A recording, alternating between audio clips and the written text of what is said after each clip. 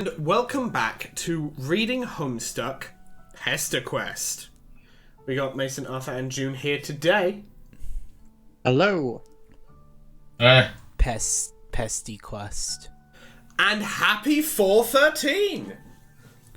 It's the Homestuck Day. It's the Homestuck Day. It's the first time we put out an episode on the Homestuck Day.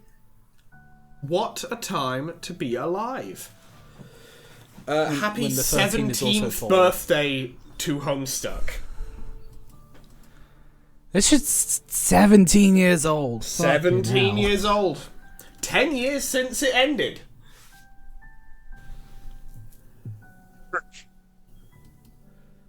That's interesting. Yeah. I can feel the wrinkles setting in already. But before we... Motherfucker, we are the same age. Yes, I know I was being facetious. Everybody who's older than me is an unk. Everyone who's younger than me is a child.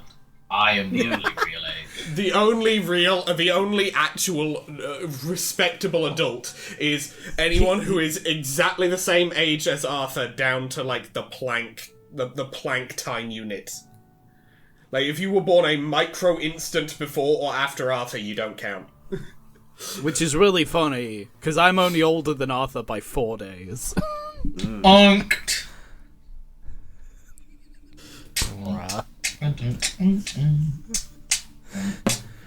Damn. So, I guess we'll start. Gorillas in my Homestuck video. We shall begin. Yeah. It is time Mikolira. for the loneliest girl in the world. Oh. Oh, this is goofy. Excellent. Excellent. Wonderful start. June, since you have not done narration before on this series, would you like to begin? Alright. It has been days, and your stomach still hasn't recovered from Olive Garden. What, was there a chaser of Taco Bell afterwards? Yeah, no. We went to Olive Garden with Dave. ate the limit of 51 breadsticks. Oh yeah, And it takes a while to recover from the limit. It takes a while to recover from the limit when you're someone as indurable as MSPA reader. But you can't spend forever moping around. There are friends to make, damn it. Well, just one left in this set.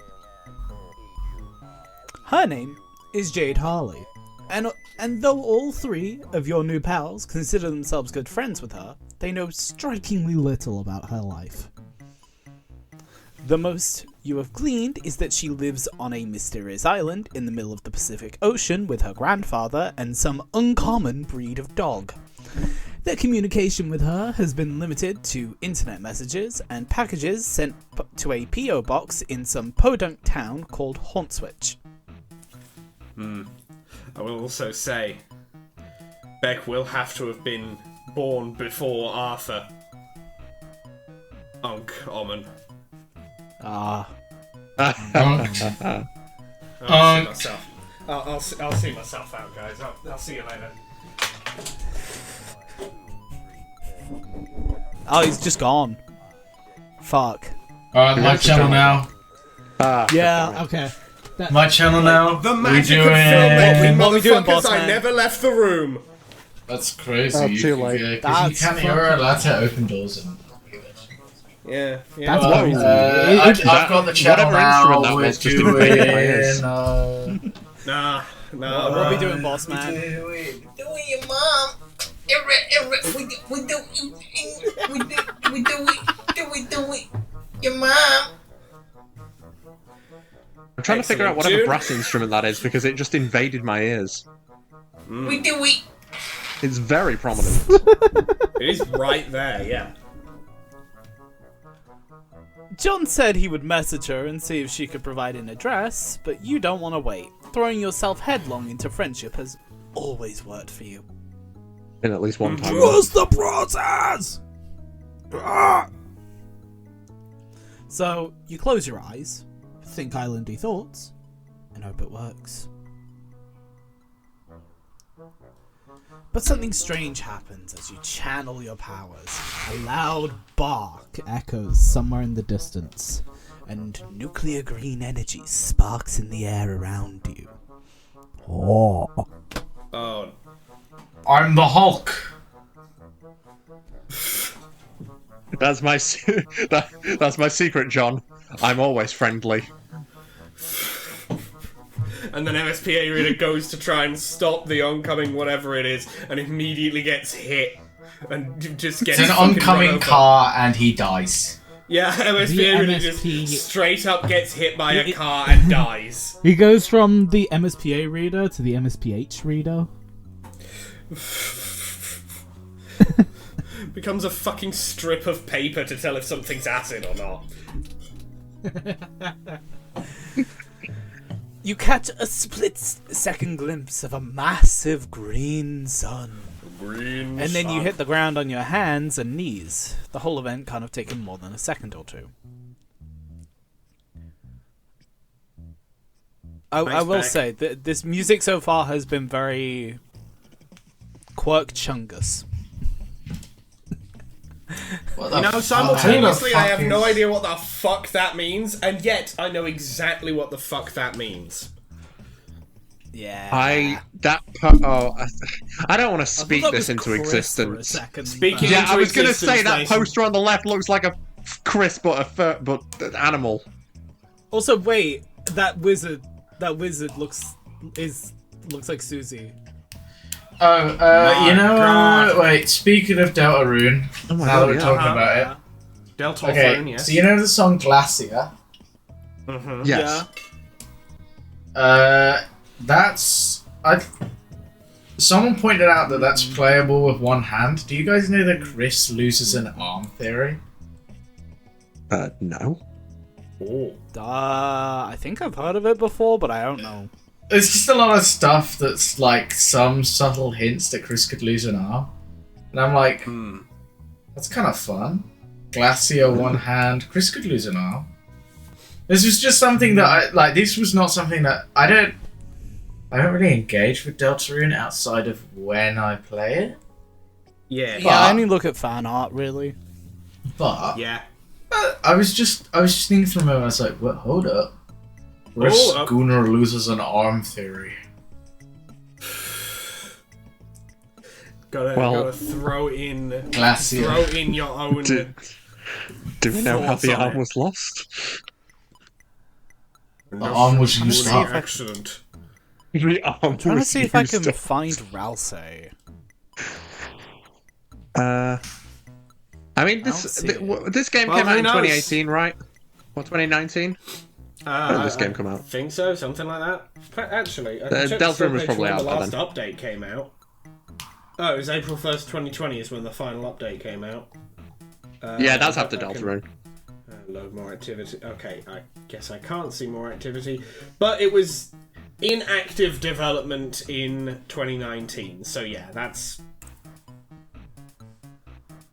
Yeah. Anyway, I'll get back to Deltarune narrating, territory. so- Yes. So, yeah. You blink and focus your vision. You're inside a room. Prove it. The floor. I don't believe it. No, Right. this I don't believe isn't it. a room. I mean, look, there's fucking flowers in here. Prove Yeah, it. it must be Flowers outside. are on the outside, guys. You're blinking, you're in some kind of strange paradox. You find yourself in an area approximately adjacent to a location. It's kind of like a park, but it's also not exactly a park. The floor is smooth and white, and disrupting the monotony in front of you are a set of similarly white paws attached to a lutus. You mean animal. You slowly stagger up and look at him. Look him over. Maybe Beck is Ralsei. Yeah, that's what it is. You just gotta put him in a funny hat and you get it.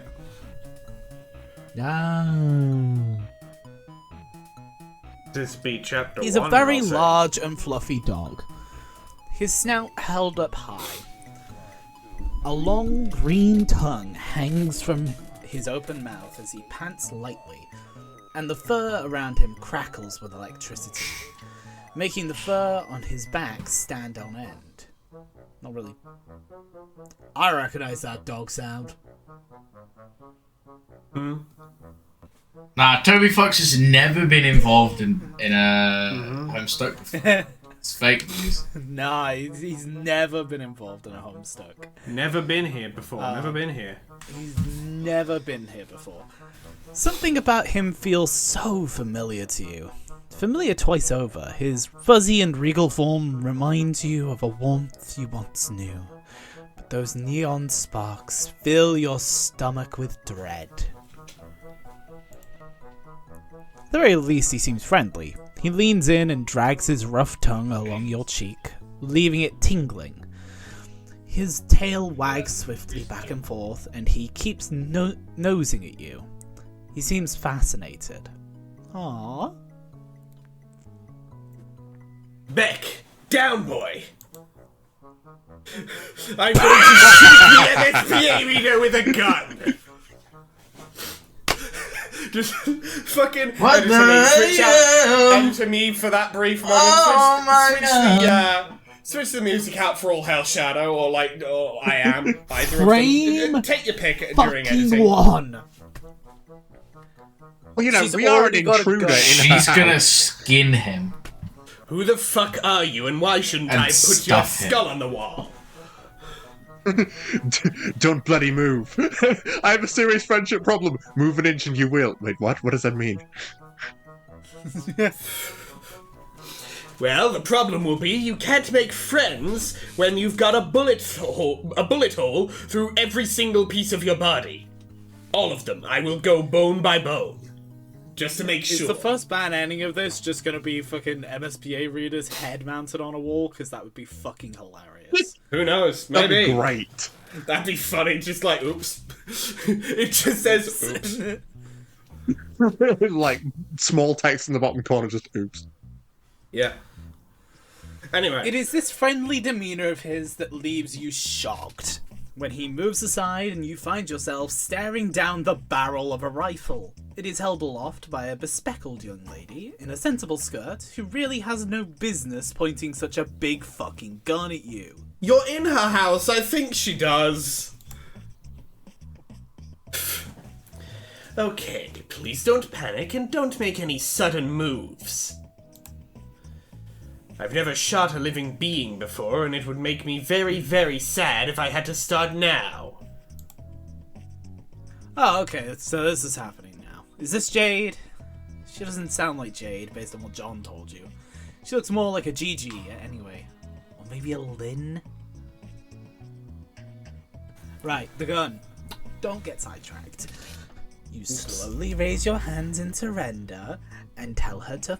and try to put on your most inoffensive expression. You tell her that if she started shooting living beings, you would be pretty sad too, so why doesn't she put down the gun and... No way! I don't want to shoot you, but you're clearly a dangerous and unpredictable being, and I need to make sure I stay safe. My grandpa taught me a lot about gun safety and trigger discipline, in case anything bad ever happened to me.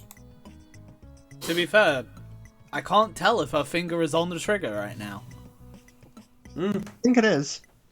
I think If it is, that's bad trigger discipline. Well, she is very ready to shoot, so it's like... that I is guess. when you're supposed to have your finger on the trigger, I'm pretty sure. I forget. Anyway, not like I really know much about Well, I guns. mean, I feel like if your finger is off the trigger when you're ready to shoot, I feel like that's just not gonna work. Yeah, but what if it's voice activated? Yeah, what if it's a voice activated gun? Bang, dumbass? bang, bang, bang! So I know that good trigger discipline means keeping your finger on the trigger at all times in case you need to blow something to bits. Now that's bad Okay, trigger so discipline, no, but it's very Jake English trigger discipline. And Yes. considering that's who her grandfather is, it makes sense. Jade, always remember, shoot first. Shoot first. End of sentence. Yeah. Hold on, let me... No, I know it. I think I know what you're going for here, but go on. Go ahead. Oh, fuck!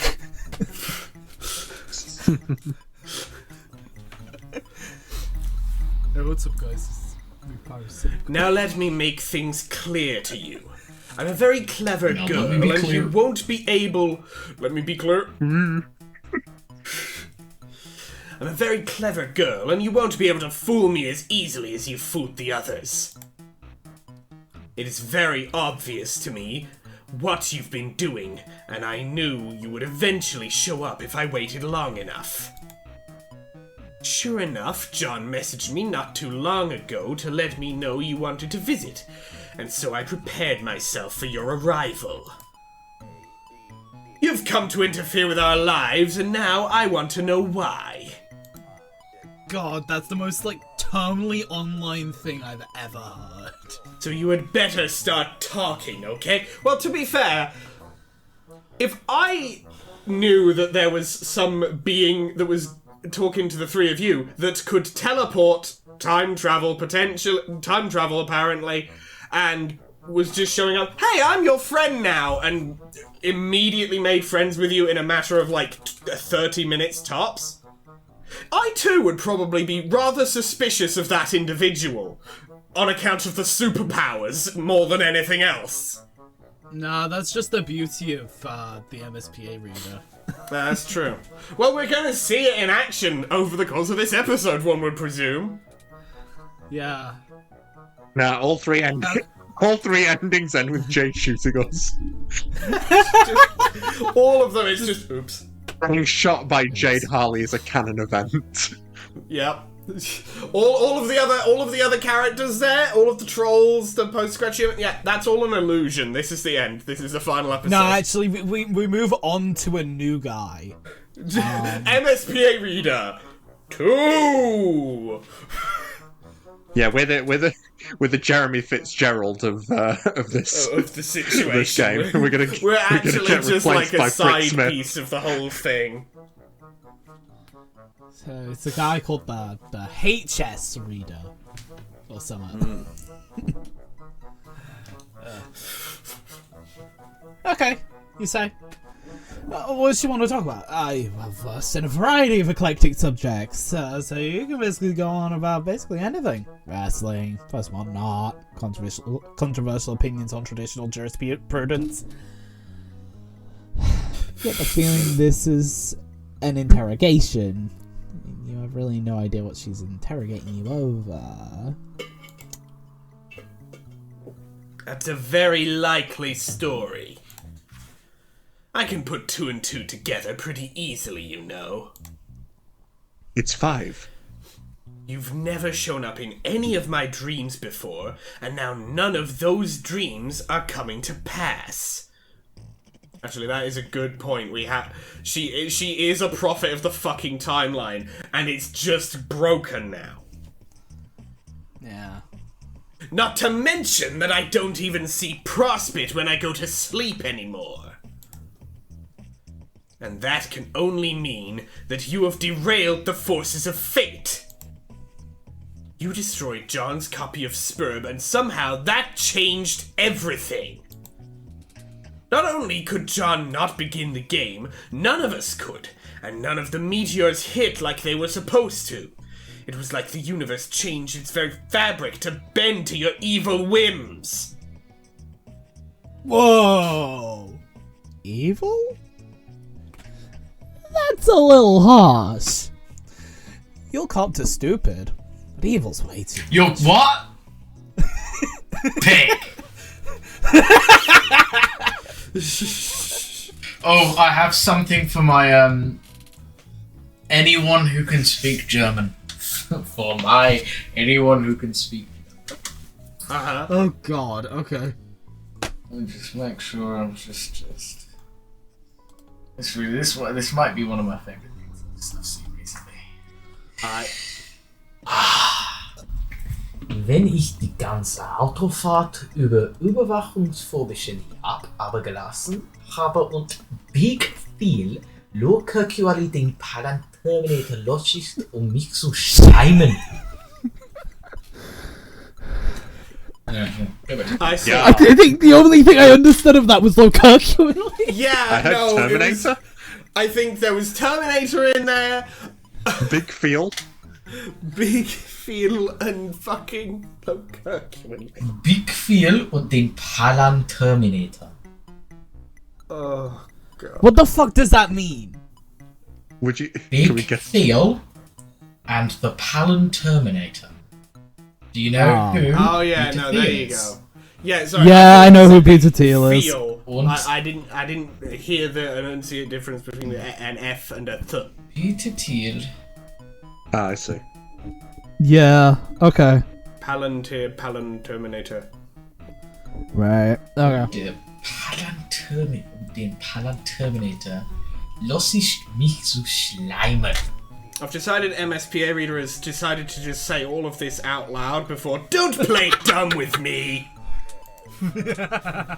What else could motivate you to stop us from fulfilling our destiny as heroes? Heroes. John and his friends are very nice, but they don't exactly strike you as heroes. That's Sorry, I'm because taking you, the piss with this. that's because you don't know them like I know them. MS piss You haven't taking seen reader. the shrines on Prospect or heard stories from the Queen, or seen them in the clouds growing into brave and wonderful people. And now I'm beginning to suspect that those things will never come to pass. Oh no! You're a normal fucking person! Oh no! Literally, where is Jade a normal fucking person? She's raised by a dog that's also God. I'm literally neurodivergent and a minor. Literally, oh no, you're neurodivergent and a minor! Fuck! I'm stuck alone on an island in the Pacific Ocean. Oh, she'll get over that. John's birthday came and passed without any fanfare except for him supposedly befriending a strange mailman. And that day, the internet was full of people complaining that their beta copies of Spurb weren't working, and there was a huge scandal with the company. A little while later, I found out that this mailman was talking with Rose and had magical powers. I know a thing or two Mailman. about Yeah, sometimes they are. Yeah. a thing or two about magical powers, or at least powers which seem to be magical to those who haven't studied their logical sources. But yours are totally different from anything I've seen. At first, I thought you must be an advanced Dursite agent come to sabotage us, but you definitely aren't from Durs. Maybe a Prospidian double agent? I've also considered the weird trolls who keep pestering me. But they've been weirdly quiet lately, and you don't really give me that vibe. Uh-oh. Obviously, you're not a human. Whoa, hang on. You are human. Right. She tilts her head and gives you a little really kind of look, and your stomach twists into knots. The more I look at you, the more I start to think you're like... how do I explain this? Okay, do you know what a furry is? No. Wow, okay, that question is more loaded than her gun.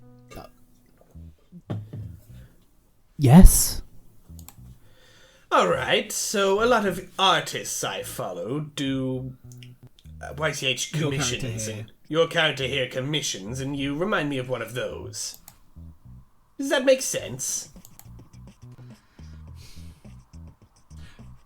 You have I just no idea. I just zoned in and regained consciousness. I loved that beatboxing for the background track. Actually, I'm a big fan. It is very fun.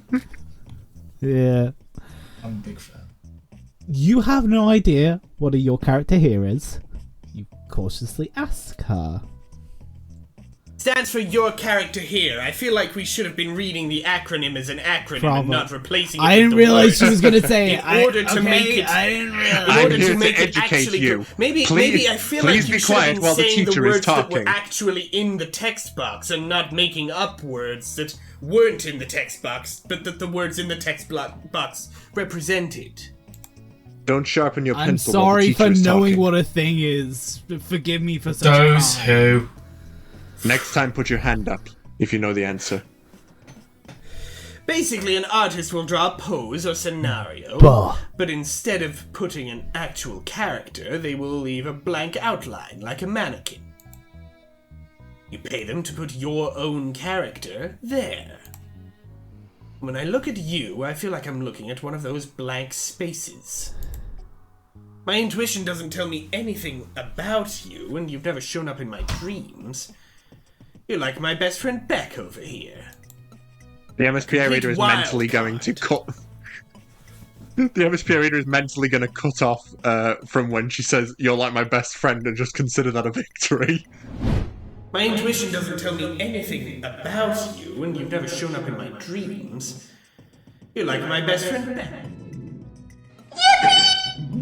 I did it! Cut to end screen, and it's still just Isolated. MSPA reader's skull on the wall. Oops. Isolated text, "You're like my best friend."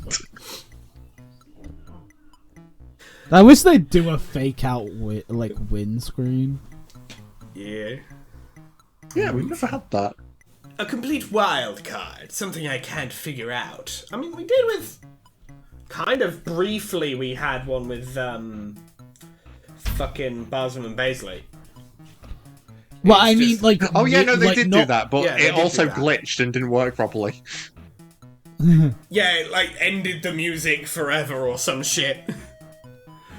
Yeah, what I They meant kinda was like fucked what I meant was like before you've even made a choice. There's Yeah. just a Yeah, fake yeah. out. That'll be fun. And then Jake's just like, no, get that shit out It's of like- here. It's like we get to Eridan's episode and like we start it and then it just immediately cuts to like a game over screen. And the screen just says why. Why did you do this? And then it sends you right back to the title screen. There's no other fucking routes. And Eridan is permanently blocked off. You can't even click on him again. Yeah. Which brings me back to my point. She had almost had a gun drop. And you had almost forgotten she was holding it. But she had to sit back up to point at you and steals her gaze. I'll be back in just a minute, gang. Okay. Arthur, take over the channel again. What are we doing this time? I'm gonna burn down warehouses and film it. Sam, Amazon mate, warehouses just want and to watch data the world centers. burn. Yeah, just those two things. And if, other companies. I see you're taking inspiration from recent events. Yeah, Very topical. that person impressed me. Was it a toilet paper warehouse? I can't remember. I think so, yeah. Yeah.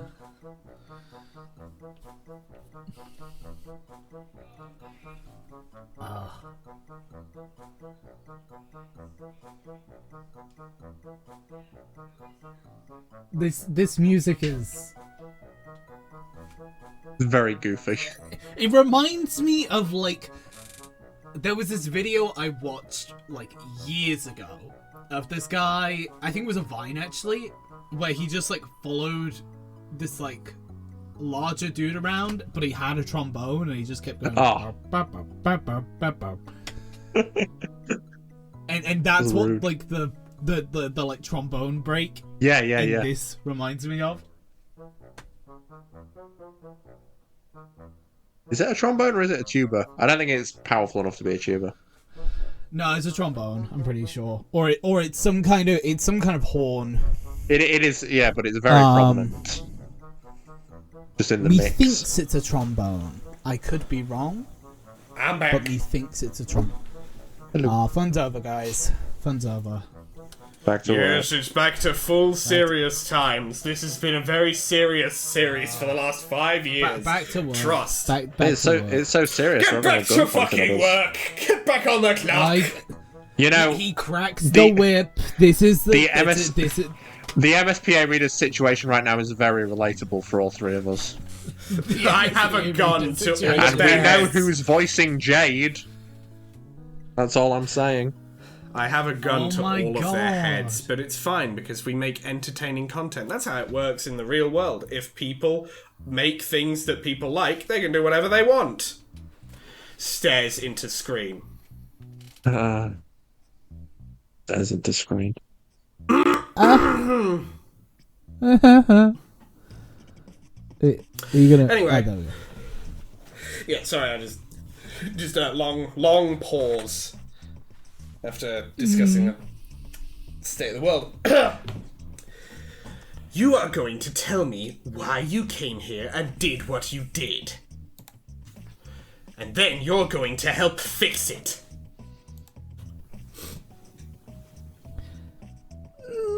That rifle's really starting to bother you. That I'm sure rifle's trying getting to on get my rid of- nerves. That I'm rifle sure is getting trying on to my get rid of nerves. the gun is going to do wonders for us. Alright. We should get that gun away from her.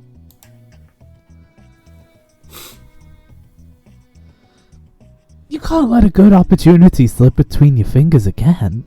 You need to disarm her before she accidentally blows you to smithereens. Oh, it won't be an accident. Oh, it won't be an accident, yeah. There must be something else that will get her guard down. Well, you ask her about her grandfather, the one who taught her about guns. He surely must be a reasonable and mature man. Perhaps it'd be best to bring him into the discussion. You could sit down, have tea. Drop the gun? I don't know. Grandpa does love his tea time with guests, but usually conversations with him are really one-sided. If I heard that, I would get the impression that she killed her grandfather. Oh. Is he that stubborn? Well, yes, he's a pretty obstinate man and a total blowhard. But as well, you may find him difficult to talk to on account of the fact that he's also a stuffed corpse. Oh, cool. Yeah, that's cool. That checks out. This is fine. Everything's fine. You love guest starring in a goddamn Hitchcock movie. This girl is clearly too unstable to be reasoned with. You need to disarm her, and pronto. You steer the topic away from the grandfather she surely murdered, and wait for another lull in the conversation. See, that's not an unreasonable conclusion to jump Very to. reasonable, actually. MSPA is the most normal thing he's ever concluded. When her eyes start to wander and her grip slackens, you spring forward and reach for the rifle. She shrieks and goes for the trigger, but before she can fire, an ear-splitting bark rings in your ears, and the world explodes into neon green. You feel weightless and empty, cocooned in bitter cold. For half a second, you think you've just got a Avada Kedavra. Yeah, editor me? Unmake Boogity that. boogity boo. Unmake Boogity it. booed. There's nothing there! You just got information redacted. You just got vectored. You just got... You Rolling just block. got. You just got coconut malt.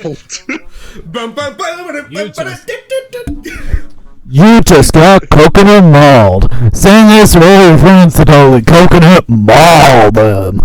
I love how your That's noise the reduction shit button. completely Barely any of that came obliterated through. what you said. I would have it no other way. That was the Anyway. point. It was beautiful. Very well planned. Anyway, after the thing that isn't there.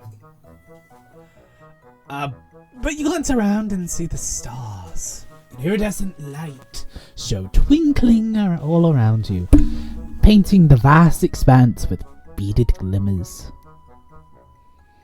It is transcendent. It is beautiful. You're at peace.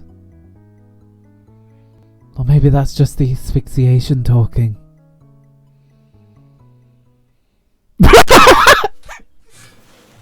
Ah, yes, I remember seeing the MSPA reader in Space Junk Galaxy. Yeah. Artemis 2 a few years later. What the fuck is that? Right next to Olimar's ship. God damn. Very reasonable of her. I guess that's the end. Yeah, very reasonable of her. Let's go back and not try to get the gun away from her.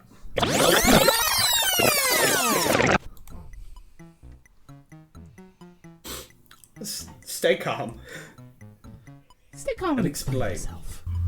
Stay calm, stay calm. Alright. Alright. Pretty much everyone except John has called you on your bullshit thus far. So you might as well give her the full confession. You absolutely did change the course of reality, but it was a result of a genuine fuck-up, not ill intent. It's kind of a long story, but you relate it as best you can.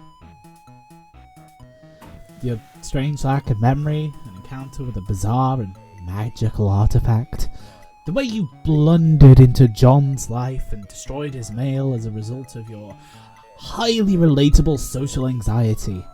The girl listens intently as you explain what brought you here, and then you offer an apology. You think that you've irreversibly altered the very fabric that threads her cosmos together? There's probably no way of putting things back like they were, and letting this lady go on her golden dream quest or whatever she was blathering on about while you were distracted by her very deadly gun. Okay. You sound very sincere, and I'd like to believe you. So I'll take you at your word for now. Whatever shenanigans you involved yourself in, I trust that you did not intend to cause any problems. Let's put all this ugly business behind us. Oh my god, she finally dropped the gun! Don't worry, I can still have you chaos controlled into the sun. The girl holsters her rifle and you breathe a long sigh of relief. Sorry about all that. I promise I only had the best intentions. It's Oh my cool, God. you tell her. You get the distinct feeling you've dealt with much worse. Yeah, I'd imagine a space hopper like you has been to all sorts of cool and dangerous places. I'm kind of jealous, really.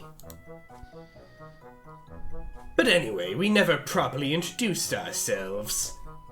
My name is Jade, and my dog's name is Becquerel. What's yours? Huh.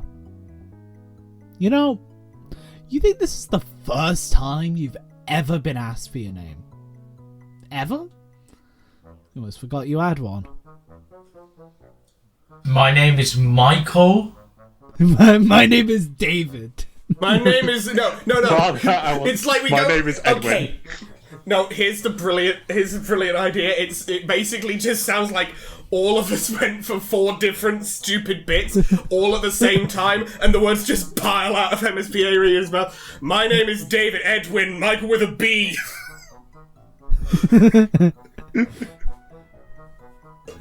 My name is Truly the domain expansion, the quadway domain expansion. No, the doname expansion. Real. See, this guy gets it. You tell Jade your name. Huh. That's a Very unique sounding name. I like it. Meanwhile, what it sounded like... I'm never going to say it. What it sounded like was just like words. Just sounds incoherently spammed. Like you've got a physical soundboard with buttons, and then you just slam dunked it button side down on the ground. You keyboard smash your soundboard. Real. Soundboard smash.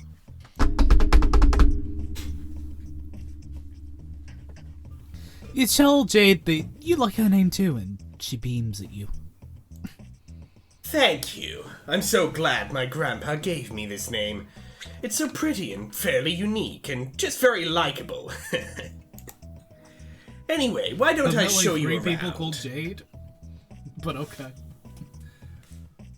Well, times changed. This is 2009.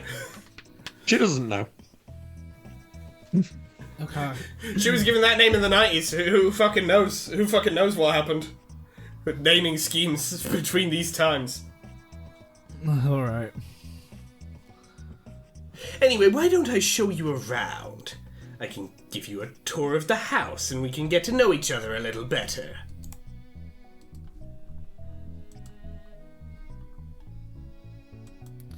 Oh, that sounds great. You're an expert on taking tours of other people's houses, which makes sense since you don't exactly have your own house. Jade stares sadly at you. I'm very sorry to hear that. I didn't realize we were speaking out loud. Well, it's cool. It happens. That's MSP You're area for magic you. now, so the trade-off is probably pretty fair. You know, homeless wizard, the huge. Downside, no house. Upside, I can just go where it's not raining if I want to get out of the rain. Oh, that's how the MSPA reader changed reality, because he wasn't stuck at home. Oh!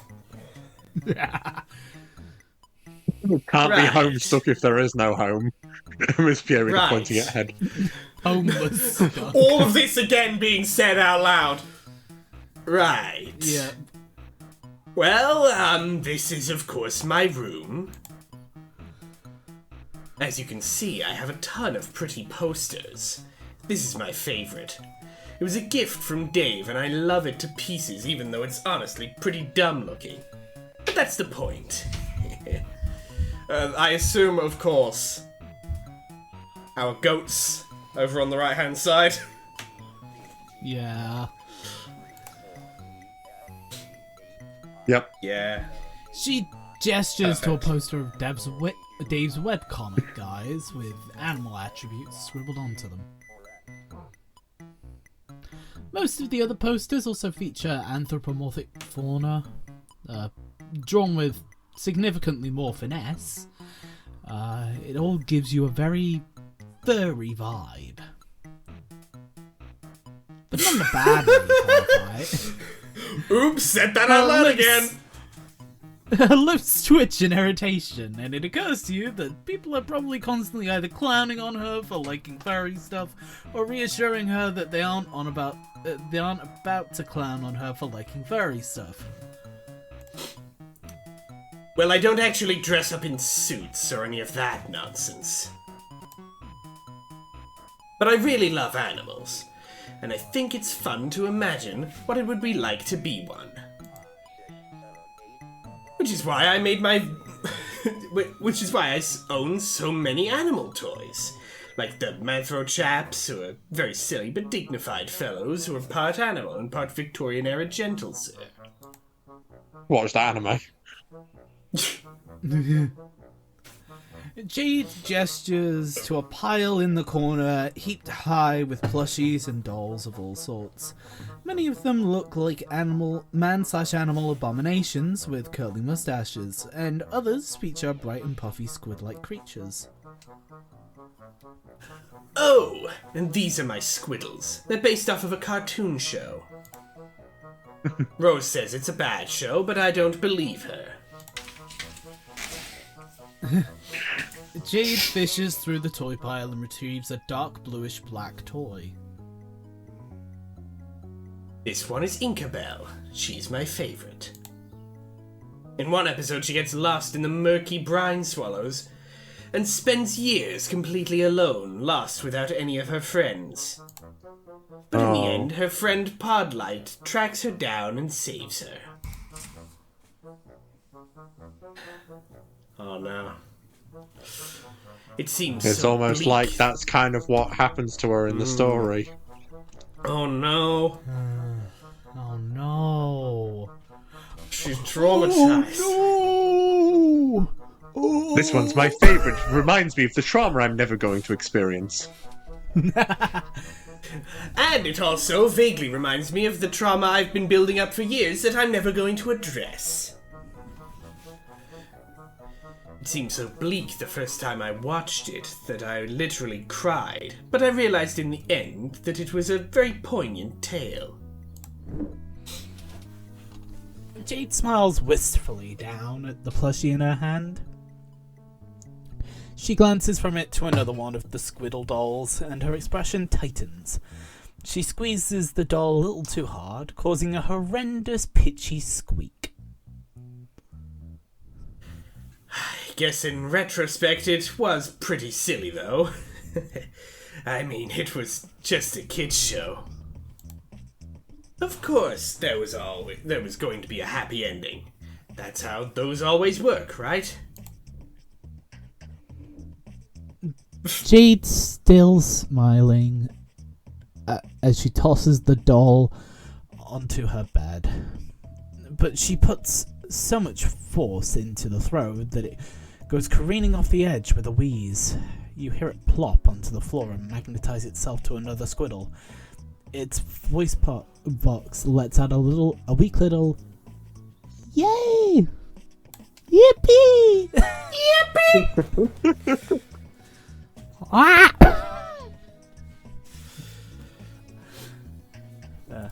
Jade stands up and brushes off her skirt. Her eyes fall to her bedspread, which features a striking cloud design. She sighs slowly and then assumes a bright smile once more. Anyway, let's go explore the rest of the house, shall we? I've got so much more to show you. Jade hikes up her skirt and skitters down the spiral staircase, 2 steps at a time. You're a little interested in the high-tech devices laying on a workbench near her bed and a glowing green crystal that you think is literally uranium, but Jade's already gone, so you tear your eyes away and follow. The landing below her room is small and cylindrical.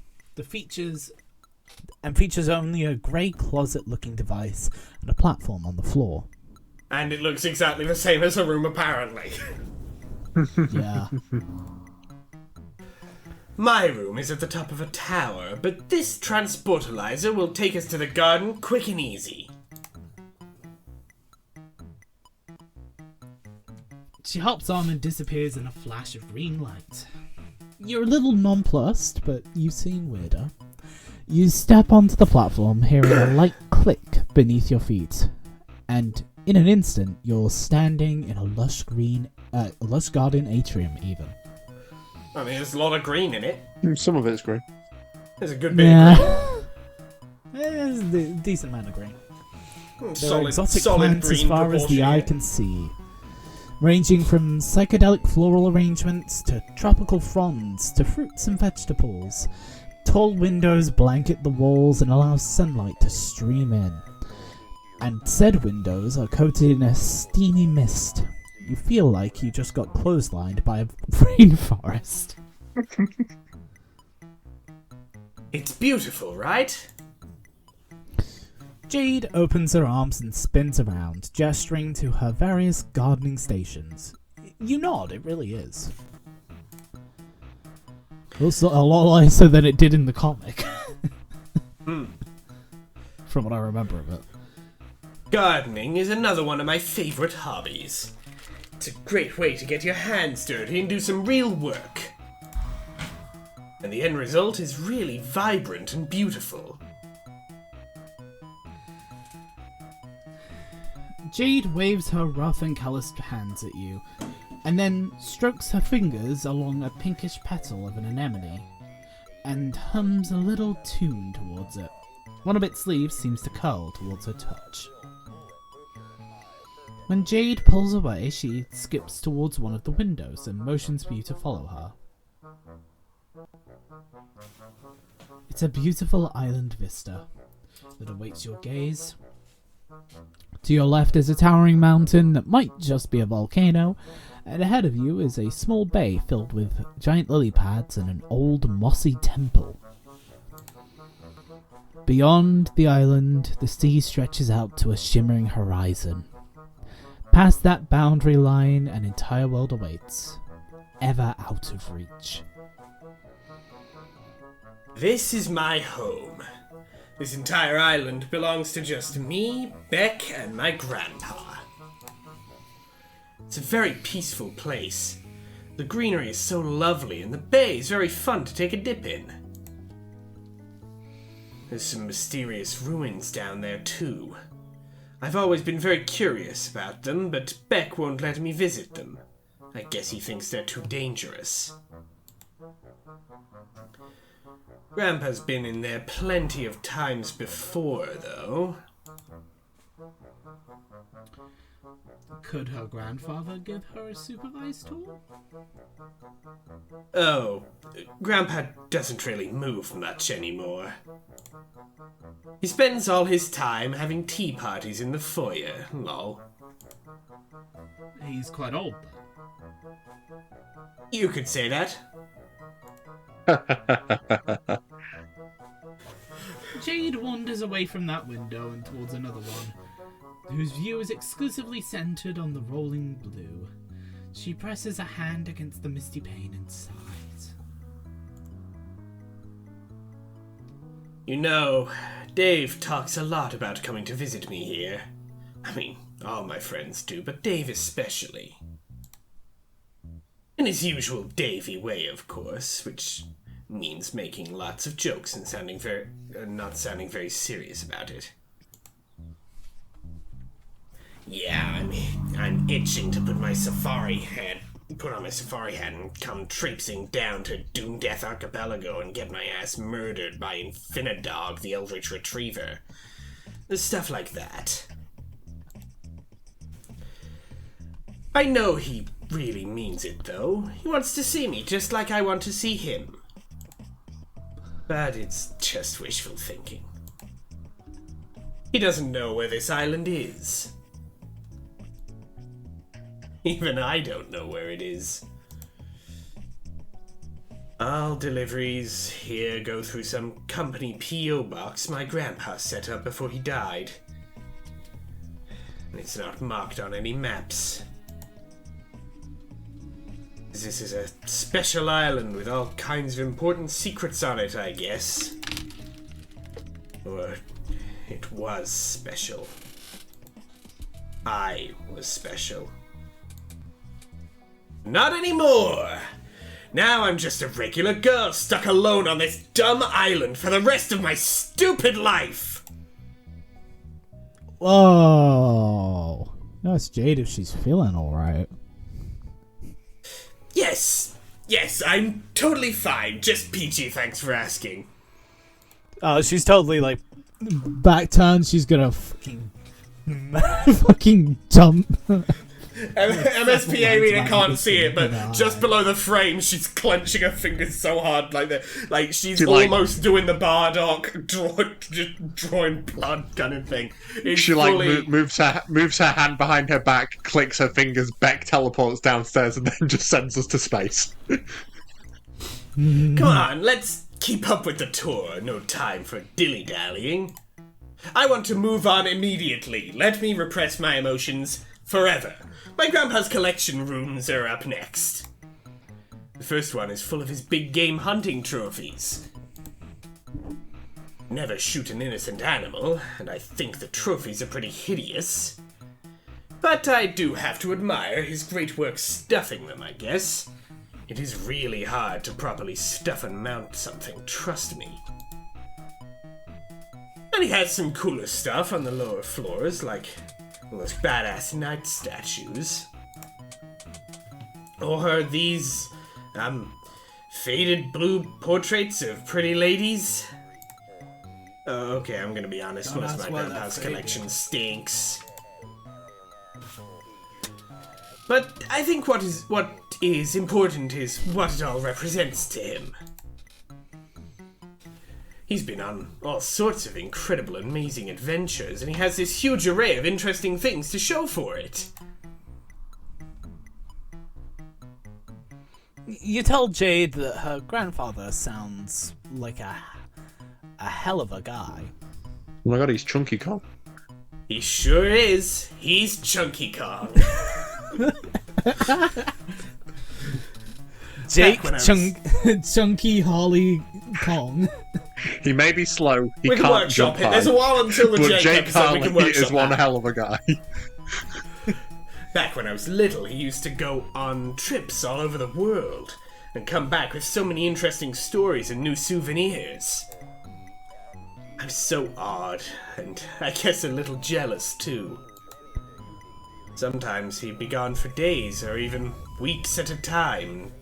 It would just be me and Beck holding down the fort. I was always so happy when he came back, and I listened to his tales without making a single peep. But he never asked me if I wanted to come along for an adventure, no matter how obvious it was that I did. I guess that's just the way of life for adventuring folk. There's no time to be tied down even by the people you love. They can stay at home and wait for you to come back.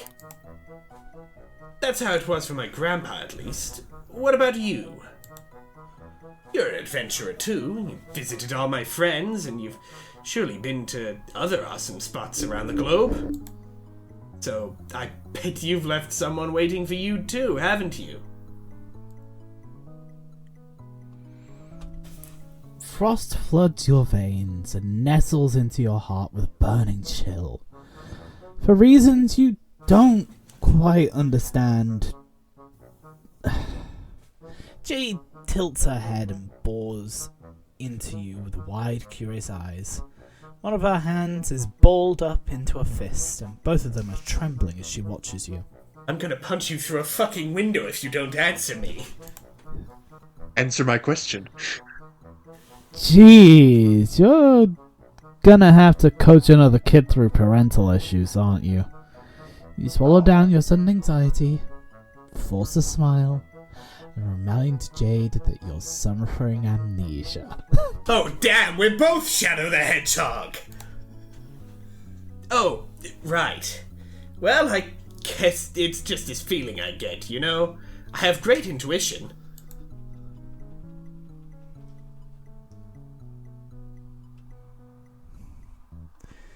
When she smiles, the corner of her mouth twitches. It's now or never. What would she like to talk? Who are you? And I why said can't I'm you fine. remember anything? Who am I, and how do I know your name? I said I'm fine. There's nothing to talk about. I actually can't, bro. This fucking beatbox. How am I meant to do this? Fuck. Like, I'm just listening. I'm just getting absorbed in the story. I'm just trying to. I'm trying to actually try with Homestuck. I'm trying to try because they're giving it a go, and you know what? This is probably the best it's been so far. And then I just say. And it's just like, well, okay, I've It's been the dragged moan. out. Sorry, yeah, moan beatbox reference. I've been dragged out a little bit. Oh yeah, you do. I'm gonna walk off and grab a drink and fucking fuck this shit. Yeah, fair. A genuine walkout. Alright. Damn, he genuinely walked out. Congratulations, Alex, you now own the channel again. Hooray! Everything's back to normal. Status quo restored. All is right with the world. Alpha Unless left you want to to go talk back about, some of my flowers. Isn't this one such a lovely yellow? Don't make me talk about my feelings. Surely there's nothing wrong with a good old feelings jam. Right? Right? Jade's an expressive, empathetic girl. Feelings jams should be her thing. You think that, but she's still steadfastly ignoring you. Hey, how about this orange with a goofy face on it? Why don't we boggle at it for a while? Oh, she's sweating. She's close to. One more press, and you can. She's gonna do an Ace Attorney breakdown. Or she'll shoot you in the face. Who knows? Or she'll shoot you in the face. Maybe both. Yeah, Ace Attorney breakdown immediately followed by gun to the head. Yeah. Jade, something's wrong.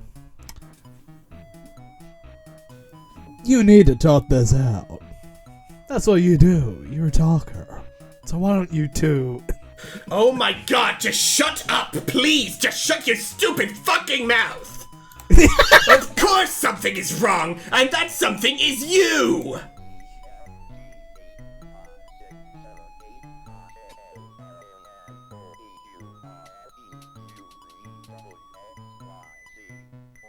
I'm sorry. When I was saying that, last MSPA line, I just imagined the fucking like crossed arms with the blue eyes. Hold on, let me see if I can find the image. Yeah, editor me, while she's saying that, have that fade onto screen and then suddenly disappear the moment we cut to Jade's dialogue.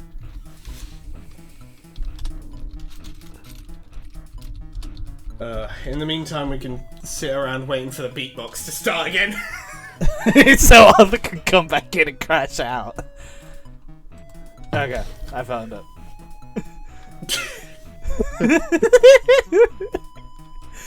Excellent. Excellent. Yeah. There is a long pause. Jade stands there, her eyes wide, shocked at her own outburst. She wipes a tear from her cheek, takes a shaky gulp, and then sprints back up the stairs. Oof. That didn't work. You stand there for a while, feeling like a tender, AAA grade jackass steak with a baked douchebag potatoes on the side. Did Dave teach them that? Most likely. Probably. Then you sigh and steel yourself and make the trek back up to her room. Jade is nowhere to be seen. Beck is pouring clumsily at a large, suspiciously jade-shaped lump beneath the covers of her bed. Jade isn't here right now. Jade is busy in Duvetville. It's the Pillow Fort episode from Adventure Time. She lives a whole ass life and then forgets it. You clear your throat and ask her softly if she wants to talk. It's cool, you say. You listen to teen drama all the time, and this is some particularly choice drama. Not that you like the drama, you clarify. No, this is MSPA reader. We're a drama whore. Just like me for real. That's what the P stands for, drama. Drama.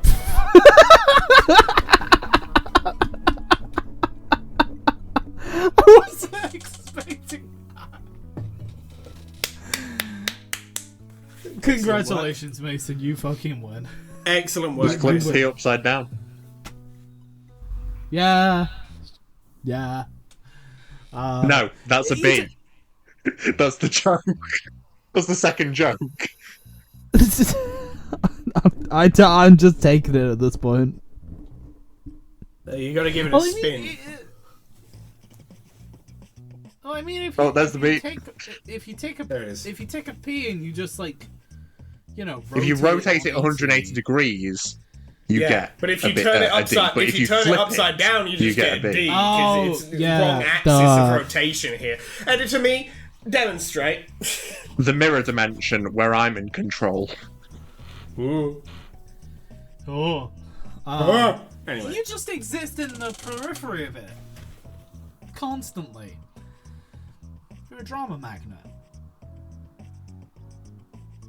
There's a long pause, and you're about to turn and leave when she pulls the covers off and turns to you. Her eyes are all puffy and red. Hey.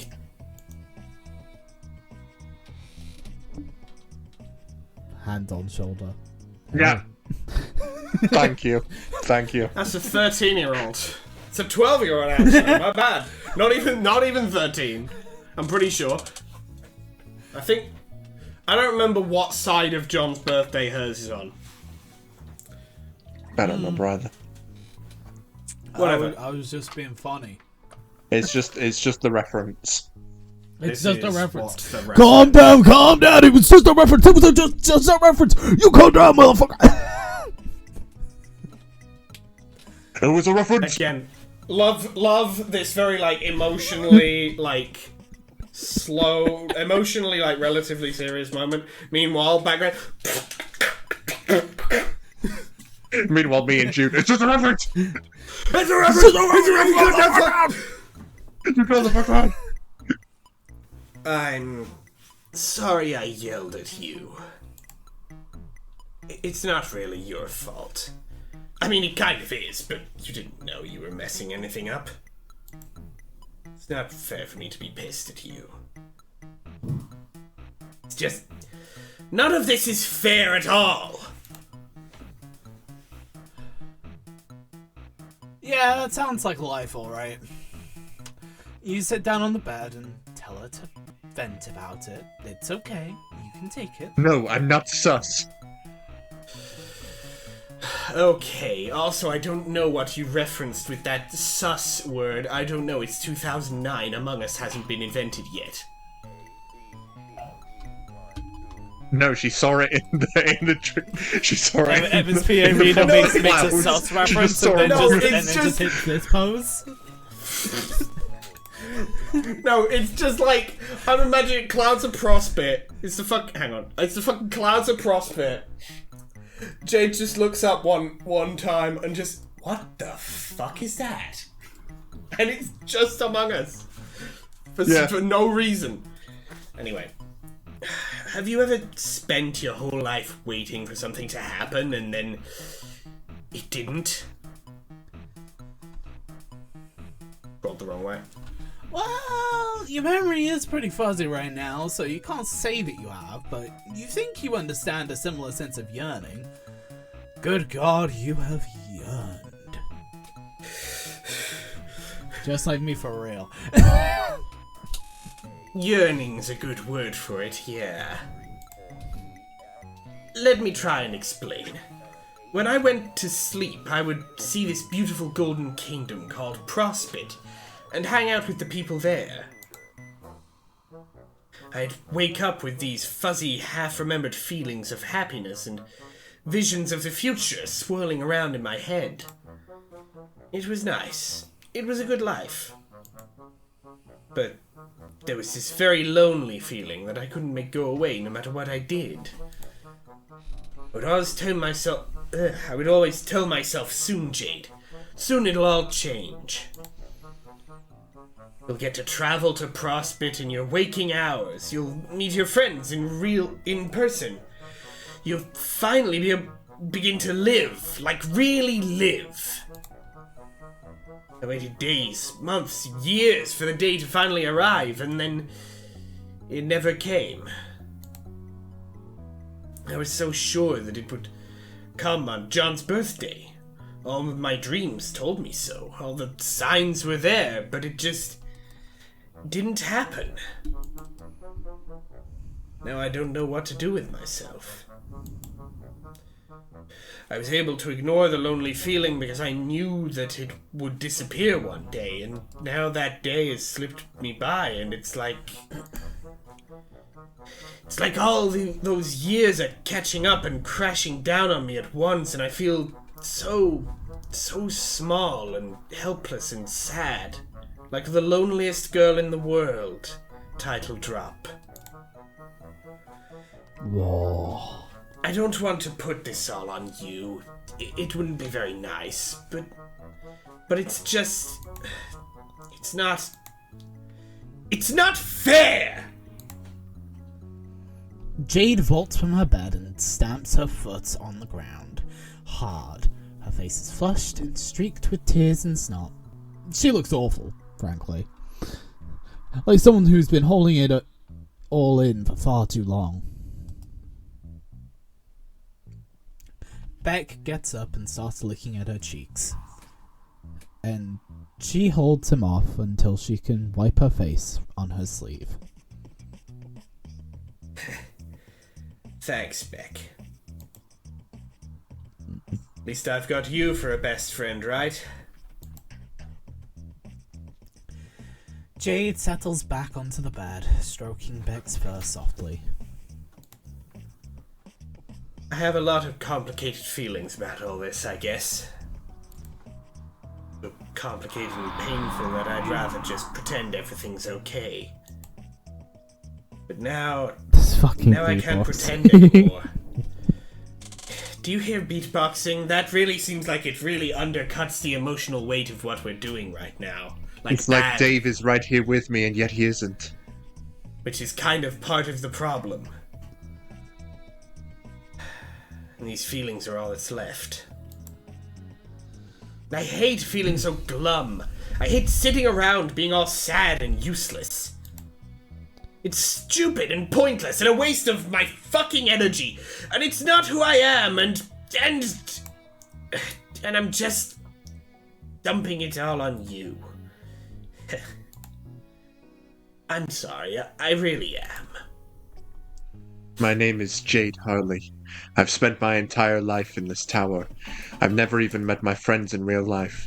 I'm probably going to be here forever. This is who I am. I think I'm gonna die in this house. No, it's just that, but editor me, put that over the one end cutscene from Shadow the Hedgehog where it's basically implied he's gonna go fucking kill himself. Chosen One starts playing. Chosen One starts playing. Okay. Don't say that! Yet! Yet! Yet! Fucking Vector. That's why you weren't in the Olympics logo. That's why they made Green Amy instead. Yeah, just like... Vector could not be on the Olympics logo because he only advocated for somebody to wait before killing themselves a bit. Still do it eventually, but like, not right now. What Homestuck character would that translate to then? I don't know. Who would be the worst person to talk to about like fucking thoughts of that fucking caliber? I think most probably of them, John, honestly. No, John would like not know what to fucking say, but he would just like he'd say some dorky bullshit that would probably help pull you back. Would... In defense of Vector, I feel like Vector didn't really know what to say. Like, I don't think he's been in a situation like that before. Okay, true, but I don't think John Egbert is of the caliber of person where he would end up stumbling into, just do it in 5 minutes. Hang on a second. Bare minimum, it would be like, hey, we can watch some movies or something, I don't know, maybe that'll help. Maybe. Yeah, because this would be pre-nostalgia. All of them are Nick Cage films. And inevitably, watching a whole bunch of Nick Cage classics are probably going to make you feel better, at least in the matter of like, man, that guy is eating the fucking scenery like it's fine dining. He is chewing that shit like it is a medium rare steak. That's funny. Yeah. It would probably at least briefly pull your mood back up. Who would actually just be like, give it 10 minutes, I don't want to be around. It's definitely one of the trolls, and it's definitely one of the high blood. No, Vriska would be... No, Vriska's advice would be, do it, pussy. Vriska's advice would be, do a flip. Goddamn. No, unironically it would be like, do a flip or I'll make you do a flip. Fuck you, agency's not yours. I'm breaking your legs and feeding you to my spider mom.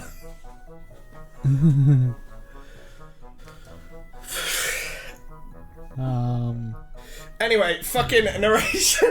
Get us out of this moment. Let's move on. Man, you just completely fucked up this girl's life. She's apologizing to you. Now you feel like the delicious 3-layered shithead tiramisu served after that nice meal of steak and potatoes you had earlier. You really want to help Jade. And while you still don't get all of this magical moon stuff she's been talking about, you do get how it feels to be lonely. That's something you can help with. I look at all You the offer language her I- your hand. Want to go see the world? She sniffles and lightly shakes her head. It's not going to work. Well, there's no way to know unless you give it a try, right? She nods, stands up and takes your hand. Hello again, Arthur. You know the way. You know the rule. We're lost. Oh, I'm back. You focus on a familiar destination, John's house. But as you begin to dematerialize, Beck turns to stare at you and you hear that familiar barking sound in your ears. And when the flash of light subsides, you're standing here in Jade's room, only a few feet from where you started. What?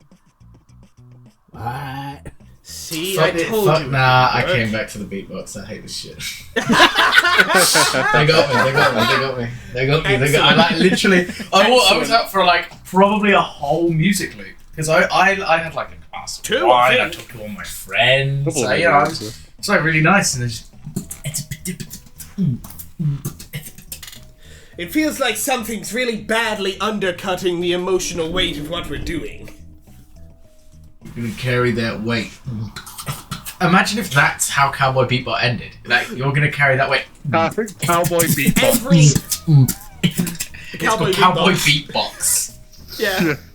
Cowboy beatbox. See, I told you it wouldn't work. Thank you. Come on, let me show you something. I do like Jade how she hops and walk pipes shuffles after the down room. the staircase, and you follow. She takes you to the teleportation pad in the atrium. I have something quickly to say. Why is she Yeah. so small? Why is she so like? Why is she so small? She's dwarfed by her own hair. Why is she so small? Hell if I know, but then again, it's let's not mince words here, Arthur. Do you think they have good hairdressers on this island in the south, in the middle of the fucking Pacific? No. I'm just being like, what? Like they need to feed her food. She's dying. Do you think there's much food here on this island in the There is south, no in the middle of the they. fucking She's Pacific? the only one there. Who's they in this scenario? Yeah, like this is a malnourished child, definitely. Yeah. Like, this child is probably malnourished. Definitely never lost. had any I just fucking... eat whenever my stomach feels like it's going to burst through my my body. Also, what's a haircut? I've literally never heard of one of those properly. People cut their hair. Why would you do that? Isn't that like What's... hurting yourself? Does it hurt when you cut your hair? Please stop for me. Are there nerves in your hair? I only study astrophysics. I don't know biology particularly well. Anyways, these transportalizers are all powered by thermal energy and use each other as beacons for the sake of easy short-range teleportation. But if you hook one of them up to a uranium converter and modify the coordinates specified on the logic board, you can theoretically go anywhere in the world. Which I tried, see? She twists the top of the pad with her fingertips and pulls it off, and shows you the wiring underneath. It looks messy, like someone has made multiple attempts to rewire the circuits. But when I used it, it only led to the exact same thing that happened just now. Beck used his powers to prevent me from leaving the island. Maybe I got the coordinates wrong and I would have ended up stuck underground or something, but I checked and double-checked my measurements. I think Beck just doesn't want me to leave the island. He wants me to stay somewhere he can keep me safe at all times. That's fucked up, bro. Dog. This dog is fucked up, bro. The dog doing? What the dog doing? This dog is fucked up, bro. No. Well, we're gonna put this dog is fucked up, bro, on the thumbnail now. Of course. Fair dues. Fair dues. Anyway. Perhaps he heard his name from above, or perhaps he just has a sixth sense about it, because Beck wanders down the staircase over to Jade. She gives him a soft stroke behind the ear. I love him very much, but as long as he's around, I'm stuck here. And because of the changes you made, that's how it'll always be. I'm just going to have to get used to it, I guess. Has nobody told her we can time travel? We can do that. I think. Yeah, we can. I think Beck's been around for a long time. We just gotta warp to No, Beck. Mason, I feel like you're missing the Have part you where seen like, that we're not dog going is to not erase. human? I feel like we're not going to be erasing Beck from existence. Just like teleport into the sewers under John's house and catch the mail. Or we could just bring everyone here. Also true. Yeah. There's many solutions to this problem that the MSBA reader is not yet cognizant of. Yeah, the S stands for stupid. Yeah. S stands for stupid, the P stands Mega for drama. stupid. Mega stupid drama. Mega stupid drama. Adventure. I love how you went for critic for some reason, apparently. It sounded like you were about to say critic. Yeah, geez, June, everybody knows that critic doesn't start with an A, it starts with a K. But mega stupid drama alert, on the other hand. I thought you said duck for a second. Mega stupid duck. What is up, Mallard. Drama Alert Nation?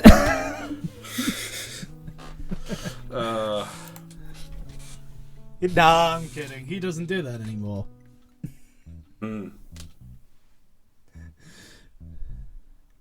But we're not in Jade the 2020s deflates right now. against. Yeah, no, he's too busy running a fucking lolcow universe. Anyway, Yeesh. Jade deflates against one of her gardening tables and Blow offers my you head smooth open with the trepan, Doctor, please. I can't deal with this goddamn beatbox. Jade, that gun What's you with had the earlier, fucking please hand it to me. beatboxing? Jade, can we go back to when you had a gun to my head and just pull the trigger, please? The It offers you a beatboxing's too wang much. smile. Gun to your head, pull Split- the trigger. For a A what split smile? second, you could swear you see droopy doggy ears and a tail tucked between her legs. Ah. Oh. I see the future, but the future Oh, isn't no. fucking there. Spiritually canine. Or some I mean- shit, I don't know. I mean, Her soul is a dog. we know how she ends up. That's my favourite Yeah. Toby Fox song, Dog Soul. Delta Chapter Dogs. 5, spoiler. Depression to this degree simply is not conductive to friendship. And even if it was, you would still feel pretty shitty about it. You should do something to cheer her up. Challenge breakfast. That's gonna go well. That's gonna go Okay, so We well. have to do this first. We have to. I have to see how this happens. Real cushion. Just enter a fucking domain clash with fucking Becca Miss Robin PA Dog. Reader versus Beck. 3, The 2, 1, strongest, go! Game! Strongest reality war war proof. winner is today versus Beck. the strongest reality warper in history. Unstoppable force versus immovable object. Even though, sorry, It seems to you that the cause of Jade's problems, even though he's probably not hurting her on purpose, is Beckerel. He's a good dog, and he wants to protect her. But the time for that is past. Jade has got a new omnipotent friend on her island, and she's got places to be besides this island. There's only one thing for you to do. You must establish yourself as the new helper of the pack. That's what the A stands for. No, it doesn't. Don't even try That's to lie what about that one. MSK Arena thinks the A stands for. That's what he wants the A to stand for. It does not. You must win the right to escort Jade to visit her friends. This is how dogs work, right? Yeah, it is. It definitely is. You think. You square up, bend your knees, and tense your palms. What are you doing? Don't worry about it, you tell Jade. You're practically an expert in Lucis wrangling techniques by now. In what technique? In what techniques? She shouts behind you, but you're already charging. Beck doesn't see it coming at all, perhaps because it's such a spectacularly stupid thing to do. You go tumbling to the ground with him and manage to pin him. You know exactly what to do now. There is only one possible course of action, and it's been inculcated? Never seen that one. With such mimetic gravity that you are entirely certain it will work as intended. Oh my fucking god, this fucking idiot. I The just A punched a stands dog for and I'm in animal a abuse. helicopter. The A stands for animal abuse. We've found what the A actually stands for. Yeah, it's actually MSPAA. Mega stupid drama animal abuse. Reader. What? We're clavicular. The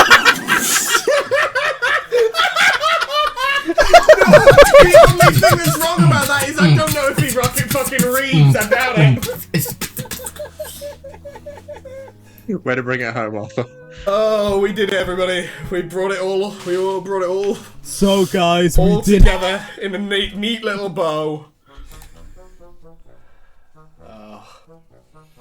You punch Beck in the snout to establish superiority, and immediately realise it's not working as intended. Uh-oh. He snarls and flares up neon green, energy crackling around his body. You wince as heat washes over you, as if you just opened an oven door, and your arm hairs stand stiff in electric terror. Oh no. What were you thinking? This is a fight you can't win! Most fights You're are fights you restricted. can't win. I can offer you a battle you have no chance of winning. No, fuck. No, you say that and then just like Deku rises from next to the window. Stay ready for my arrival, worm. Well, I mean, Beck is green, coded.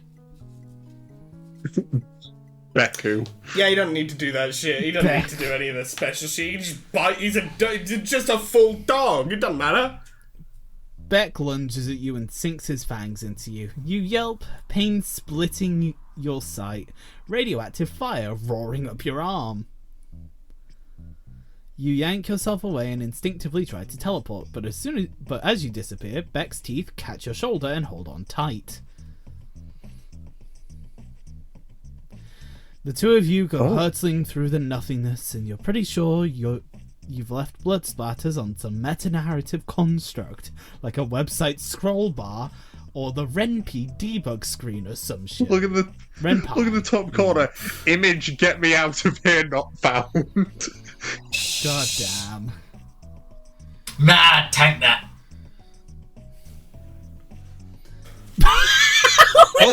God, Nah, whatever that is, I tank that. Tank dirt. Eventually, Just tank the ground.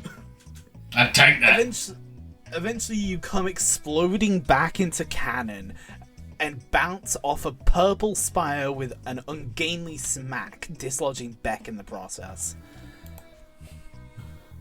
You tumble onto a bridge and scatter some dudes in goofy jester outfits, and Beck lands in front of you. Good boy. Can we call it even here? He snarls, and green flames crack the stones beneath his feet. So much for that. You've managed to goad the god dog into fucking charging up like a Dragon Ball character. Best 2 out of 3. You throw your arms... Oh, sorry. Oh, no, that wasn't me. That was the beatboxing again. Oh. No, that wasn't any of us. That was the game. That was the beatboxing. Oh god. It's getting to my head. You throw up your arms in front of your face and squeeze your eyes shut as Beck lunges again, but you don't feel the sting of his fangs against your flesh. Instead, you feel the singularly odd sensation of your body passing right through Beck's, as if you had just had a window thrown at you, like a reverse defenestration. Refenestration? Unfenestration? Oh, he just threw us to the sun. Your world beyond your eyelids strobes green, and when you open your eyes, you find yourself staring into a massive, verdant sun.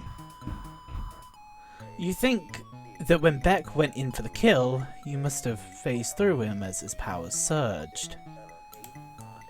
It was pure dumb luck. You can't imagine what kind of precise timing it would take to pull that off on purpose. The good news is that you're alive, but the blood loss is really doing a number on you, and you can't focus your powers. Your vision flickers at the edges, and there's a ringing in your ears louder than flickering flames of the sun. Power of the sun. You only just barely hear a voice from behind you as your eyes glaze over. Holy glaze. Oh my god! Oh my... Okay, God. who's doing... Okay, let's pencil it in. me, Who's I doing guess. Solix? Okay, Mason, I'll when take we get to Solix. Solix's route, you're doing Solix. Who's this douchebag? Okay. And a Radia, I guess. Okay, I was guess- also going to take a Radia. Okay, we're really loading you up early here, okay. Loading on that plate. Sure, yeah. Solix, be nice. This douchebag looks very injured. I think they're going to have to restart and try again. Better luck next time.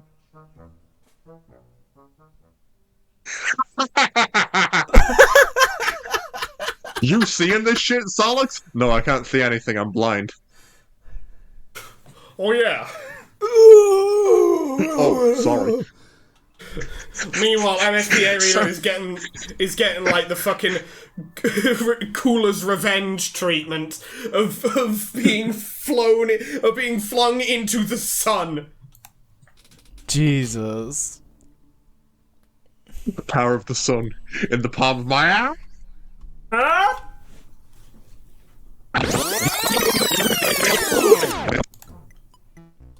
Let's explore instead. Let's explore. Let's do anything but that. Let's do anything other than that, honestly. You present your most finely honed smile of confidence and urge Jade to stand. This is no time to mope around. There is plenty of fun to be found without leaving this island. You suggest that perhaps with your help, you can give her the opportunity to explore that temple she's always been curious about.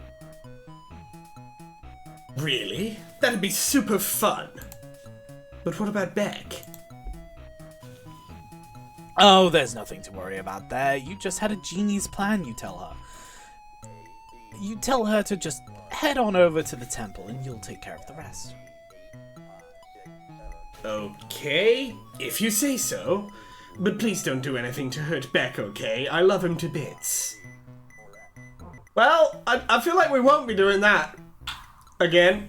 I feel like that's a bad learned our idea, as lesson. we've learned. Yeah. You wouldn't dream of it. Not on this route, at least. Good one. Jade transportalizes downward, and you turn your attention to Beck, who is idly sniffing one of Jade's plants. You advance on him slowly, and with intent. You know what must be done. Pet the dog. You just get right in there. You pet the hell out of this dog. You employ one of your strongest pamper attacks, like the quick scritch up, the main massage, and the rare, called a Brandy X, Dogemite. Somewhere in the distance, a bluebird observes your masterful display and chirps happily. But suddenly, Beck's head snaps up and points his snout in the direction of the temple. Whoa there, buddy. Now's no time to be thinking about Jade. Now it's Belly Scritch's time. You start rubbing Beck's stomach and he flops onto his back with his tail wagging and his feet curled up. Who's a good boy? Beck looks at you, and you see the cosmos reflected in his deep, piercing eyes that he doesn't have on his fucking screen. What eyes? Where? They're not there. Seeing this shit back. Seeing this shit back. Oh wait. Oh yeah, sorry, I forgot. Understand. He's a good boy, and he knows it. Dog is aware. After a while longer spent threading your fingers through his silky fur, Beck curls up beside you and yawns, starting to nod off. You kiss him on the forehead, and then take the opportunity to slowly stand up and exit the room, letting the sleeping dog lie. You're a little worried about alerting Beck by using your powers. He seems to be pretty keyed in to that kind of space-time manipulation, so you just take the long route to the temple. Jade's Island is a very beautiful place, with rolling hills and lush sun-bathed plains. It looks like an excellent vacation destination, but it is also so bare. There's nothing and nobody around except for the hollow whispers of the wind. You can see how this place would feel much less like paradise after years spent stranded here. When you reach the lake surrounding the temple, you see that the giant lily pads outside have arranged themselves into a walkway that you can use it to reach it. How strange and convenient! You channel your inner frog and hop across. Hey! Up here! Jade calls down to you. She's at the temple entrance, far above your head, waving down. Grooves carved into the walls form a ladder that you can use to climb up. This part wasn't very well spell-checked. And soon Excellent you work. are standing beside her at the entrance to the temple.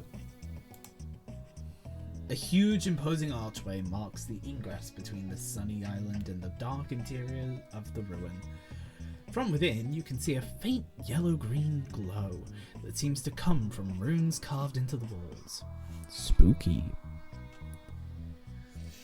I'll be right back. Area 0 theme starts playing. As you proceed through the entryway, Jade runs a hand alongside the glowing walls, her face bathed in the sickly green. And we can't progress further because. All right. Someone. That is Okay. beyond our What are we doing now? I think I'm just gonna start killing him. I'm just gonna kill him. Who? We're escalating it. Gotta happen. Who will we killing? You know.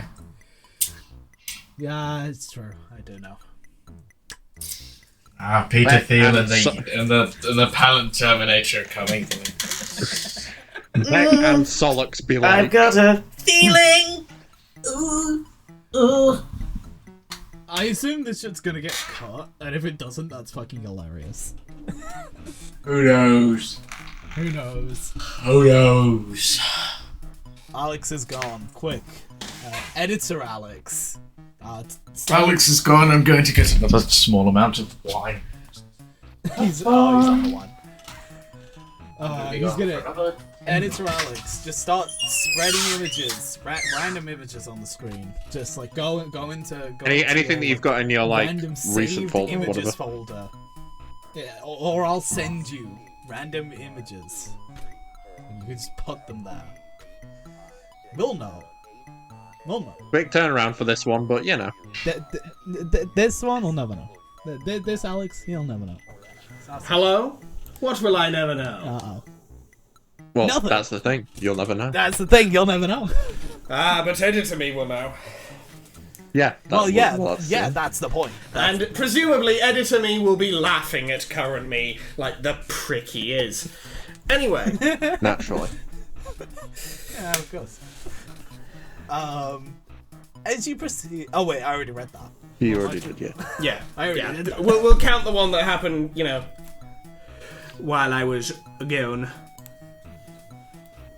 At the end of the hallway is a large round platform, decorated with cloudy designs and a glowing orb at the center. It doesn't seem to pique your inner interior decorator, but Jade seems quite awed by the sight. Interior decorator. I drive a Chevrolet movie theater. This is Skya. I knew this temple had to be connected to that world in some way. Jade rushes onto the platform, and it begins to descend. You quickly follow her before you're left behind, as the elevator takes you down to an expansive and dark room below.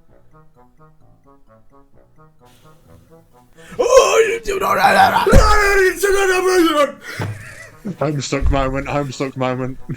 Red circle, Guys. arrow pointing. Can you believe this Pesterquest thing has references to Homestuck? Oh, I can hear something from Arthur. Much like the rest of the temple, the space seems very sparse, and is illuminated by the faint glow of the runes on the wall. A large purple lotus flower rests atop a pedestal in front of the elevator, petals wilted. There is an electronic display built into the pedestal, with a timer that could feasibly count down for millions of years, but it seems to be glitched, stuck a few hours away from zero, with the seconds digit constantly ratcheting back and forth between two numbers. Jade places a hand on the pedestal and sighs. This number is stuck. At home. I think this is a time capsule, but it's malfunctioning for some reason. Was I supposed to open it when the time was right? Now I'll never know. What else could this place be hiding from me? As if on cue, the elevator platform shudders and begins to rise behind you. As the platform ascends, it becomes clear that there is a pit beneath. Which is basically video game logic 101. Jade looks down into it, and you follow suit and see... Gonna find Dr. Light armor capsule. Transportalizers? To the Dr. Light armor capsule? There's two of them. One a deep purple, and the other a brilliant gold. Fun. Jade leaps down into the pit, which is a pretty brave maneuver because it's deep as hell and real life still has fall damage. She grunts and sinks her knees from the impact, but quickly recovers and rushes over to the golden transportalizer. She examines it for a moment and then clambers on with a soft click. The pressure plate is depressed and the device surges to life. She disappears in a really bright flash of light. Well, 413. Homestuck. Yeah, it's Arthur. Arthur is doing the thing again as soon as you return.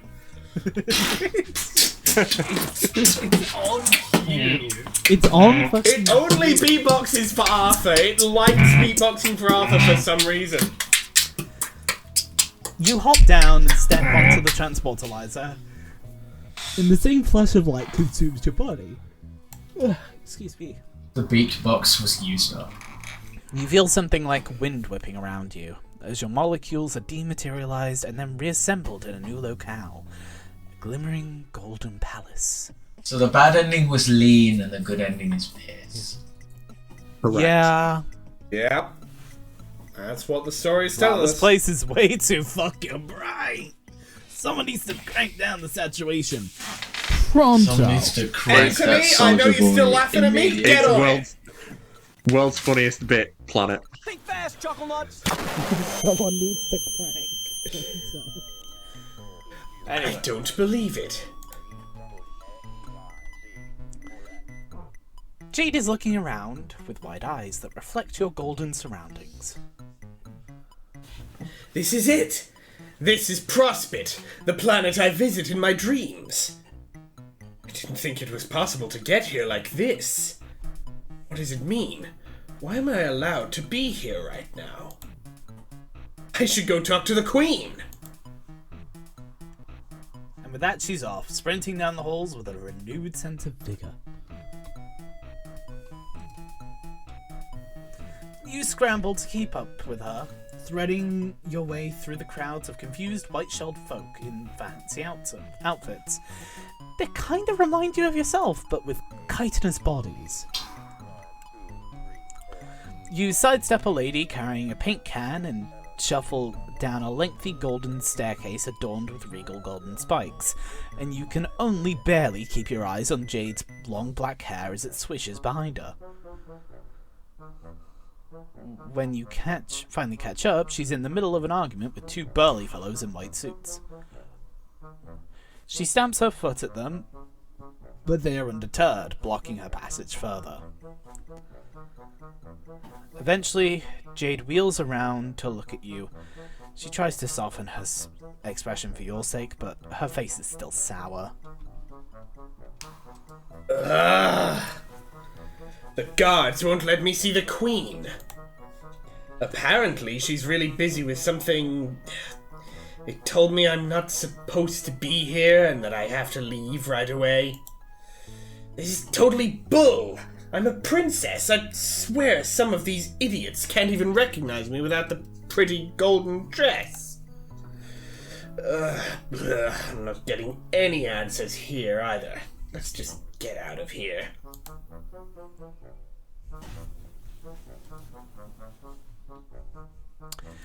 And she's off again, this time striding forward with her fists curled and her jaw set. You glance back at the guards, whose furrowed brows strike you more as worry than ire, then follow Jade back.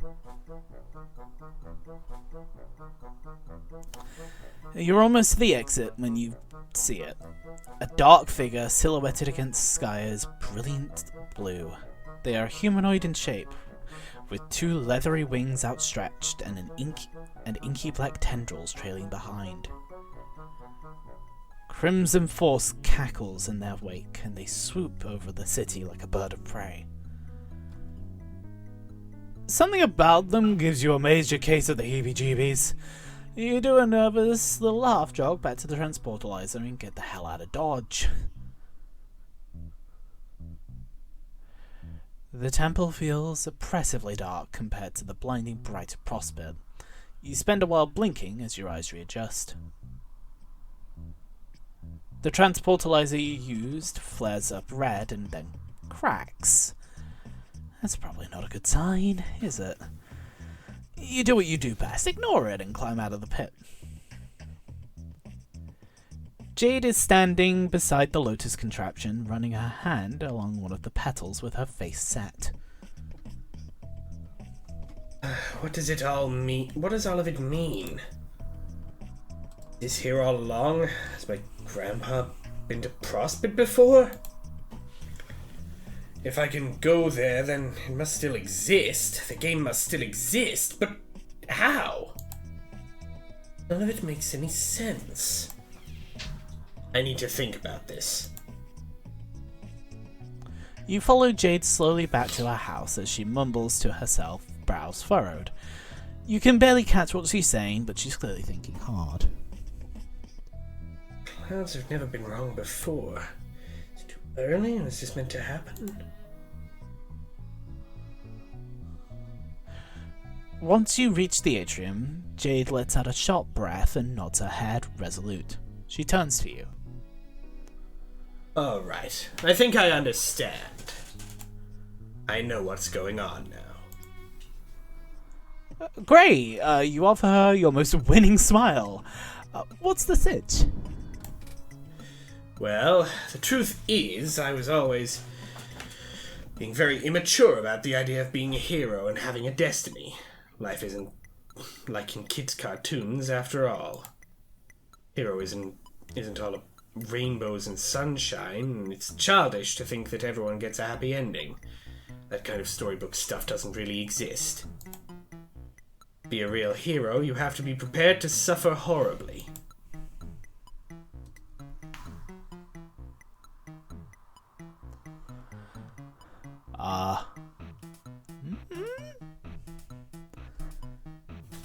It makes sense when you think about it. If everything came easy, there wouldn't actually be anything heroic about it. Why else would my grandpa leave me here, put me on this island? Why else would Beck want to keep me safe here, even now that everything's changed? It's because it's my destiny. I have to prove that I'm willing to suffer and willing to sacrifice. That has to be it. This can't all have been for nothing, right? That's not the way the world works. Everything has a purpose, even if it's not clear at first. Seeing Prospect in the flesh reminded me of that. My purpose is to do what I've always done, what my grandpa and Beck have helped me prepare for. I know I'll be really lonely. But in the end, it means that everything will continue to play out the way it is meant to. It's a very noble job, and I've got to be the one to do it.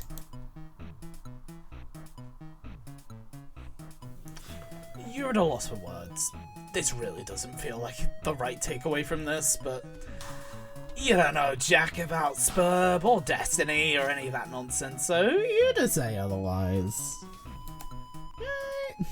So thank you for helping me visit Prospect. I wouldn't have figured this all out if not for you, and I'm sure that meeting me is one step along the way towards your mysterious fate as well. I'll be rooting for you. Jade erupts into a broad beaming smile. It might be the first completely genuine smile you've seen from her this entire time. But that doesn't make you feel any better about it. No beatbox? How are we gonna get a real moment? Oh, come on. In fact, it's more of a knife twisting in your gut. And when she throws her arms around you and hugs you tight, the knife pushes deeper into the bone. Well, you probably have more important stuff to do than keep hanging out with me. I'll let you get back to it. Jade turns around and heads for the staircase, leaving you to stare at her retreating form. Is this it? Will you accept the new destiny you've written for Jade and allow her to stay trapped here on this island?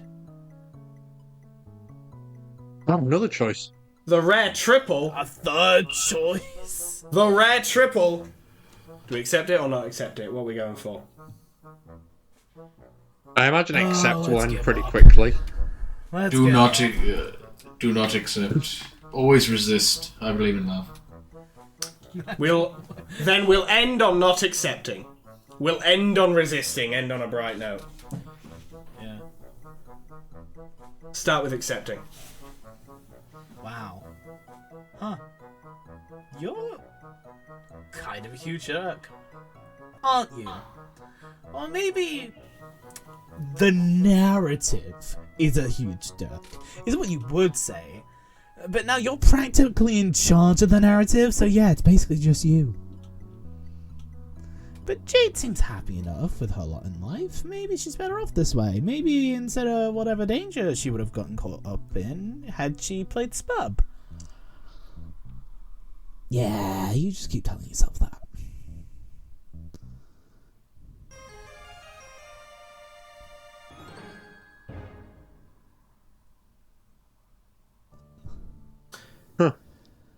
Huh. Huh.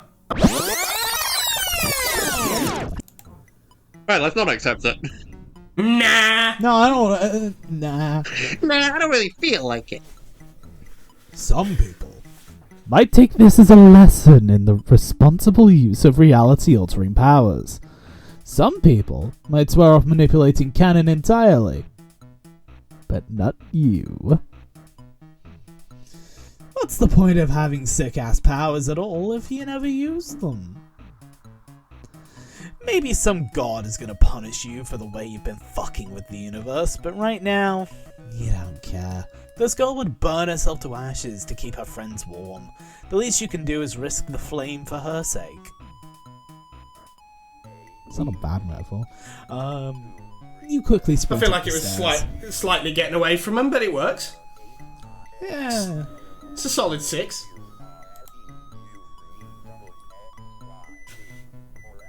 Oh, you're not leaving.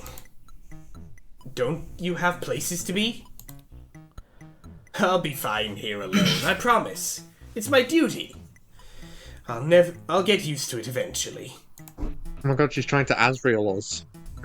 Nuh-uh. Don't you have anything better to do? Nuh-uh. You can't imagine she's okay with that, no matter what she says. Does she really want to stay alone for the rest of her life? Well, of course not. What I want to do is explore the world and hang out with all my pals. But it's not about what I want. It's about doing what has to be done. That's what it has always been about for me. Well, that's bullshit. Huh? Maybe Jade's fate dictates she never played the game she wanted to play. Maybe heroes don't get a happy ending. That doesn't mean heroes can't be happy. There comes a time in every young woman's life, you tell Jade, where she can't leave home because her pet is an overprotective god. Uh-huh. Okay, that's obviously not true, but there comes a time in many young women's lives where circumstances beyond their control leave them without an escape. Perhaps it's easier to believe that the escape will never come, but you can't let Jade do that. When life has you stuck At home, perhaps? Fuck off. Fuck off. 413 episode. Fuck off. Hold on. I gotta read. When You life gotta, has you gotta you redo the stuck. you gotta redo the line. Okay. Give it the space. When life has you stuck. At home, perhaps? You can still hold on to hope. You can fight. No matter how long you have to wait, you can keep looking for another chance to see the world. And if the universe tells you to sit, stay, and roll over, you look at the universe dead in the eyes and ask, "Who do you think is the master around here?" And then you tell it to motherfucking heal. Yeah. You're right. Even now I was still being childish. It was easier to tell myself to be miserable for a noble cause instead of holding on to hope and maybe getting hurt again. But I have to have hope. That's who I am. I'm a hoper, not a moper. I'll keep trying to convince Beck that it'll be safe for me to leave the island. Things have changed, and maybe he doesn't realize it yet. He's kind of a silly, dumb dog at times. But he loves me, and I love him, and we can work it out. Maybe it'll take a while, but I'll definitely figure things out. And while I wait, you'll come visit me sometimes, won't you? Of course you will. You're not in the habit of abandoning your friends. The idea is unthinkable. Oh, no. Oops. Foreshadowing is a Not bad. narrative device. It's not foreshadowing, it's post-shadowing. The thing that's back-shadowing. casting this shadow is behind us. It's The just it's shadowing. the light behind our head. It's the shadow It'll of our happen soul. again. it'll happen again. I mean, I feel no doubt that it will, but it's just, at that point, there's just two shadows in opposite directions. We got two lamps on this. Shadow two looks up at sides. Shadow. Shadow looks up at Shadow looks for at real, Shadow. unironically, yes. You promise Jade that you will come visit her.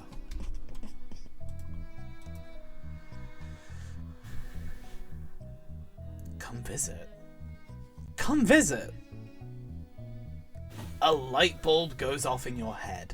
One of those cool LED bulbs. The kind that syncs up to your phone and changes the colours and spies on you for the government.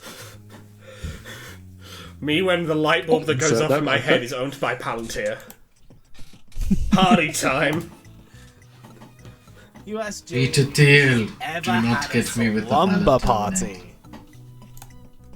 A slumber party? No, I've never had one. It sounds exciting, but, is it really a party if there's just two people and a dog? That sounds more like a mild slumber hangout. Don't worry about it, Utah. Just start getting the place ready for a bash. Pull out the sleeping bags, conjure up some lightly irradiated snacks, pump up the fresh jams, etc., etc. I don't know if we even have sleeping bags, but okay, I'll see what I can do. Maybe there's something useful in my grandpa's old supplies. You shoot her a confident salute, then dissolve into the ether of canon. The dog. Alright, board up and animate's party time. I love the idea. I can't wait to see MSPA John's reader line. blinks into John's room and just makes noise reduction breaking noises, and John's just like, Please What the let John's line be. What? what? Oh! Didn't even get a line. Ah! John Excellent. yelps and tumbles out of his chair, crashing to the ground in an undignified heap. It looks like he was in the middle of debugging some code on his computer when you interrupted him. He disentangles his limbs and stands up with a groan. Okay, Magic Mailman, we need to get some things straight. Your powers are extremely cool, but using them like this is kinda lame. Jump scares rank very low on the prank scale. They don't take any effort, they're just sort of mean and annoying. Oh, just you wait till 2014, my friend. You're not going to be able to play Furby. You're going to be able to play fucking FNAF. And I can tell you at least one of your friends is going to be obsessed with the law. Statistically, at least, not even taking into account the personalities. Now you see, John, what's left is the world is being controlled by a cruel dictator. He calls himself President Springtrap. Not the fucking ring racist callback! Oh, I will June. take any opportunity I can to reference that. Very fair, June. You apologize for scaring John. You're just in a very excited mood right now because it's time for Mother fucking slumber party. I'm imagining the MSPA reader has jumped onto like John's torso, grabbed him by the shoulders, an inch away from him and said, "Slumber party!" Just using their own mass to shake John's shoulders.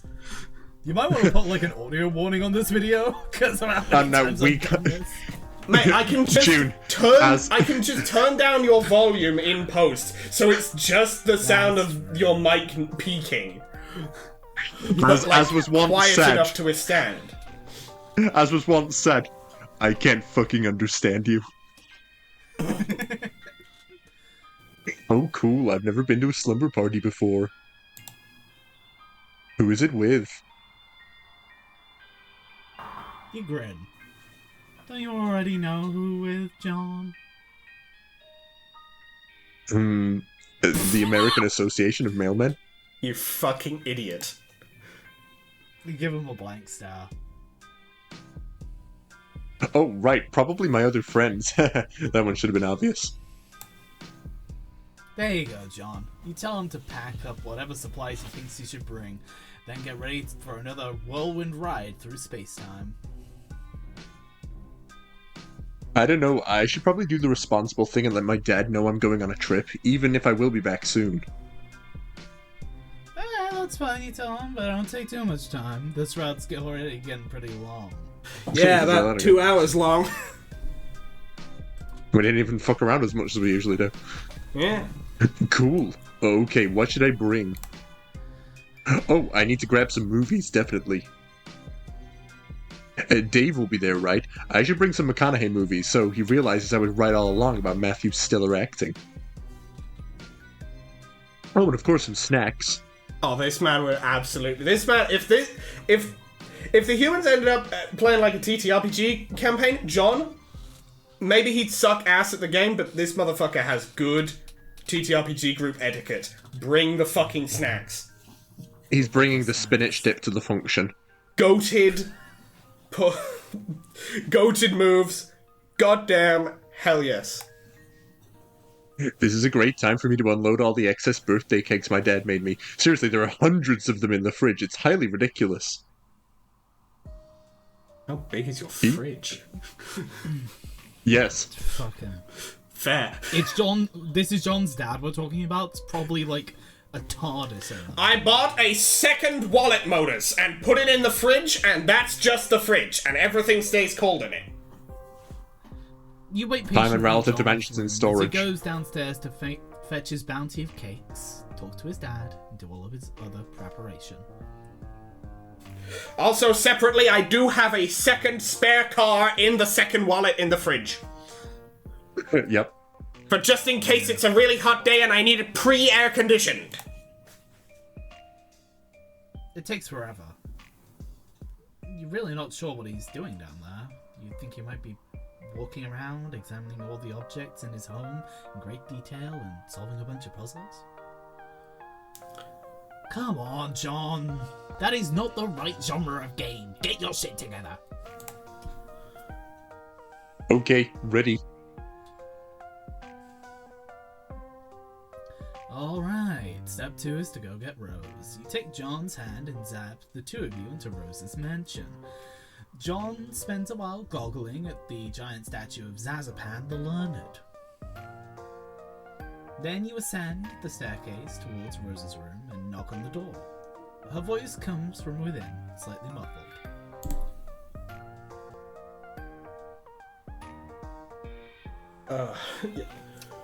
You're home early? I've been hearing strange noises from the neighboring lab of late. Have you... Rose opens the door and freezes. John? Her eyes widen and she slowly steps backward, which John takes as an invitation to stride into her room. Her cheeks darken and she scans the room, eyes flickering from mess to mess. Surprise, Rose.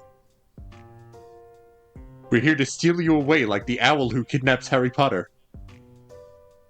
There's not... He doesn't know. She sighs and turns to you. It's better. It's better that he doesn't.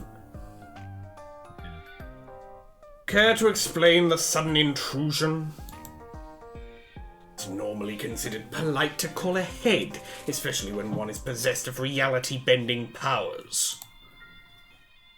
Oh, don't be melodramatic. There's probably nothing too embarrassing in this room. Does he know? He doesn't know. John furrows his brow as he glances around the room, eyes sweeping over the walls. He eventually settles on some pictures that have been hung up. There's probably nothing too embarrassing in this room. Let me check, though. Just to make sure. I just want to make sure. I mean, look at these great drawings. Did you do those? That's so cool. I didn't know you drew stuff. Rose gives him the smile of a girl whose soul is just shriveled into a bucket mask. Again, an explanation would be nice.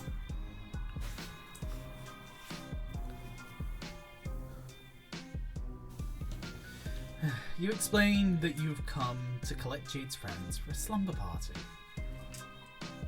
I see. The commercial and critical failure of Spurb must have impacted her more strongly than I anticipated. I was really looking forward to playing that game with us. Yeah, that's putting it lightly. Probably. I would hate to disappoint her further. Consider this my RSVP. Rose gives you a curt nod, and then turns to frown at John, who is poking out of bed. Something.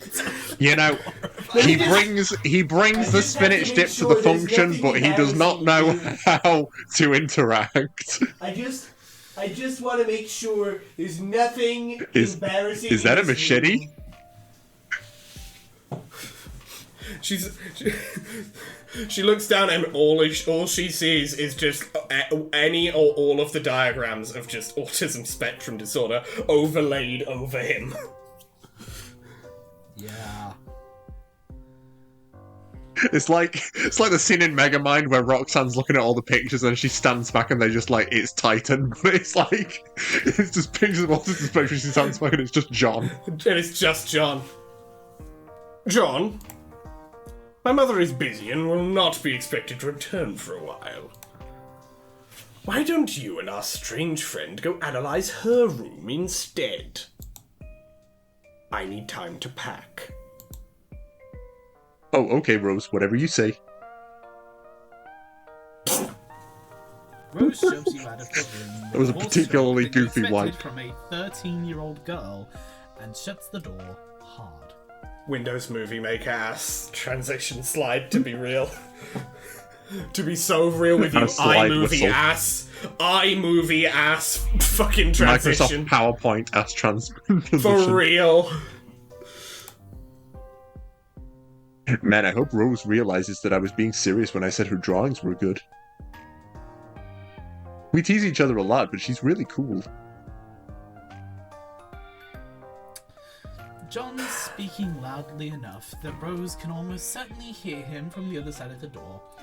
You think he knows that, but you don't say anything, except to casually suggest that you and John go wait downstairs and admire all the ridiculous wizard art. He agrees. God, this house is so weird. Who needs a giant statue of a wizard? Where did they even get this? Oh, and speaking of weird, I didn't want to bring this up with Rose in case it's just some funny story I'm not in on, but what's with all the writing on her... But John trails off as Rose descends the stairs with a neatly packed bag. Oh yeah, because of the fucking shit they can't actually see. Because that the perception filter on the fucking weird spurb stuff they scrolled all over the rooms. Oh. Hmm. Shall we? We shall, you say. And with a hand on each of their shoulders, you close your eyes and concentrate on the Strider apartment.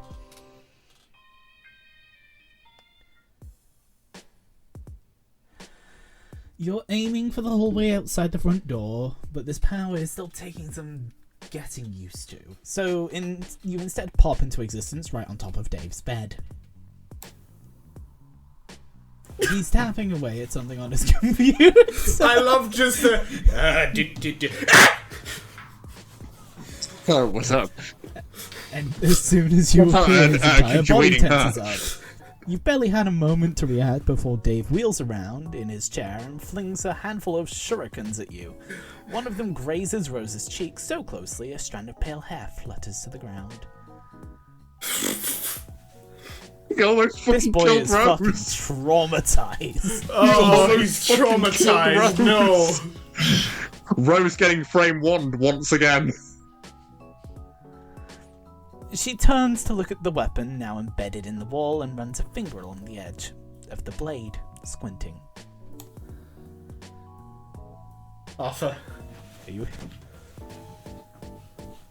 Oh, Jesus, shit. What the fuck, man? Surprise! Okay, rule 1 of time travel or dimension hopping. Don't fucking pull this kind of shit. I mean, seriously. I could have been zerking off. Under any other circumstances, I'd be shitting my fucking nuts off about the opportunity to chill with my best bro. Dude. Can't just drop a guy's besties in the middle of his room out of nowhere like this. This is an extreme social faux pas. You gotta give a guy some time to prepare. Don't be melodramatic, Dave. I assure you, there is nothing present in this room that could make us think lesser of you. If Rose was scarred by that near-death experience just now, she doesn't show it. She hops off the bed and glances around. If you left any pornography out, it will only serve to confirm the hypothesis I've already made. Dude, are these selfies? Are you doing the duck face in this one? Oh man!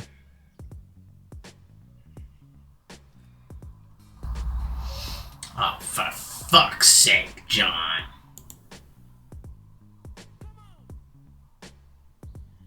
You get a VIP, all access, backstage pass, and the first thing you do is install my stuff. Like some rowdy tool at the Nickelback concert, rummaging through their closets instead of doing the musical world a favor and assassinating. Well, yeah. You would do the same, dude. Touche.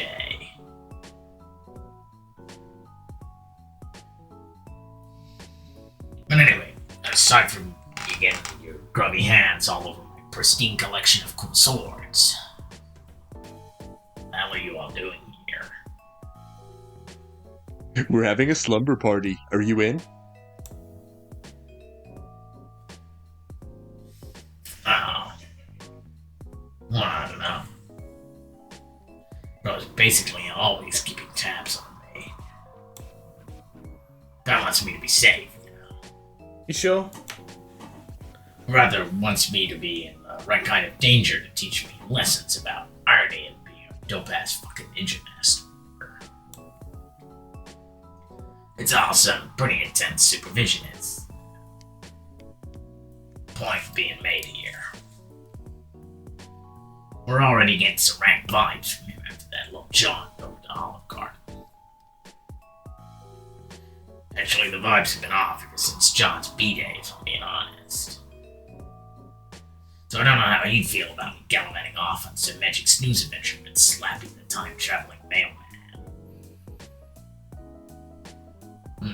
Seems like the kind of thing he'd take issue with. Aw, come on. He can't be that bad. What kind of guy wouldn't let his brother go hang out with his friends?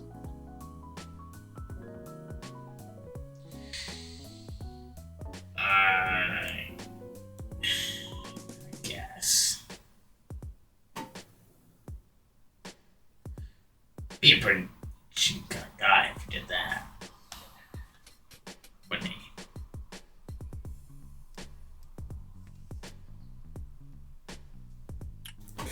Dave stares off into the middle distance for a while. Rose observes him intently.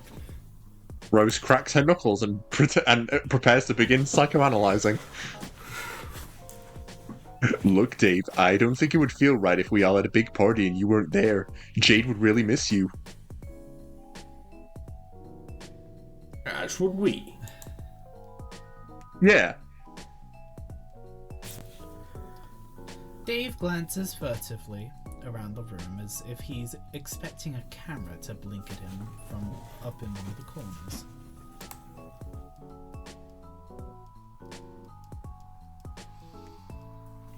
Alright, I'm in. Let me grab some subs.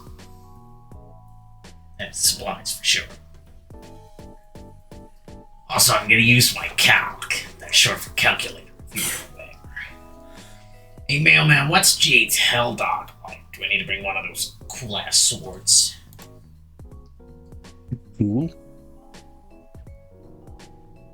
These swords are like $5 Chinatown swords, aren't they?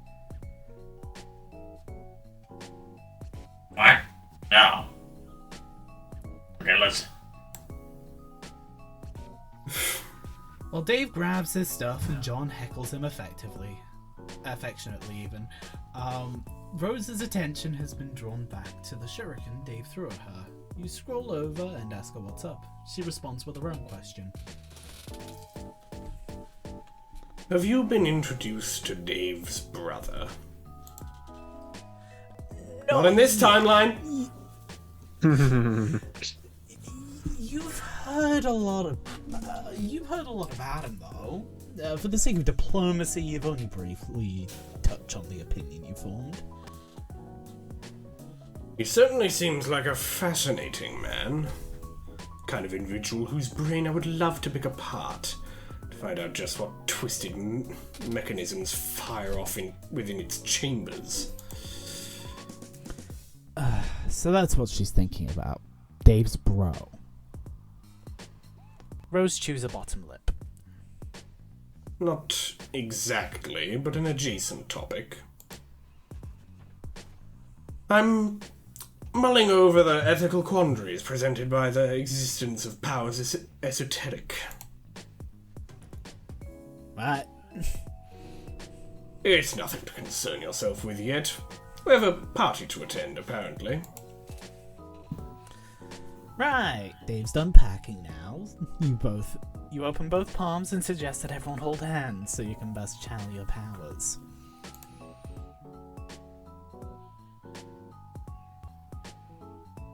Really?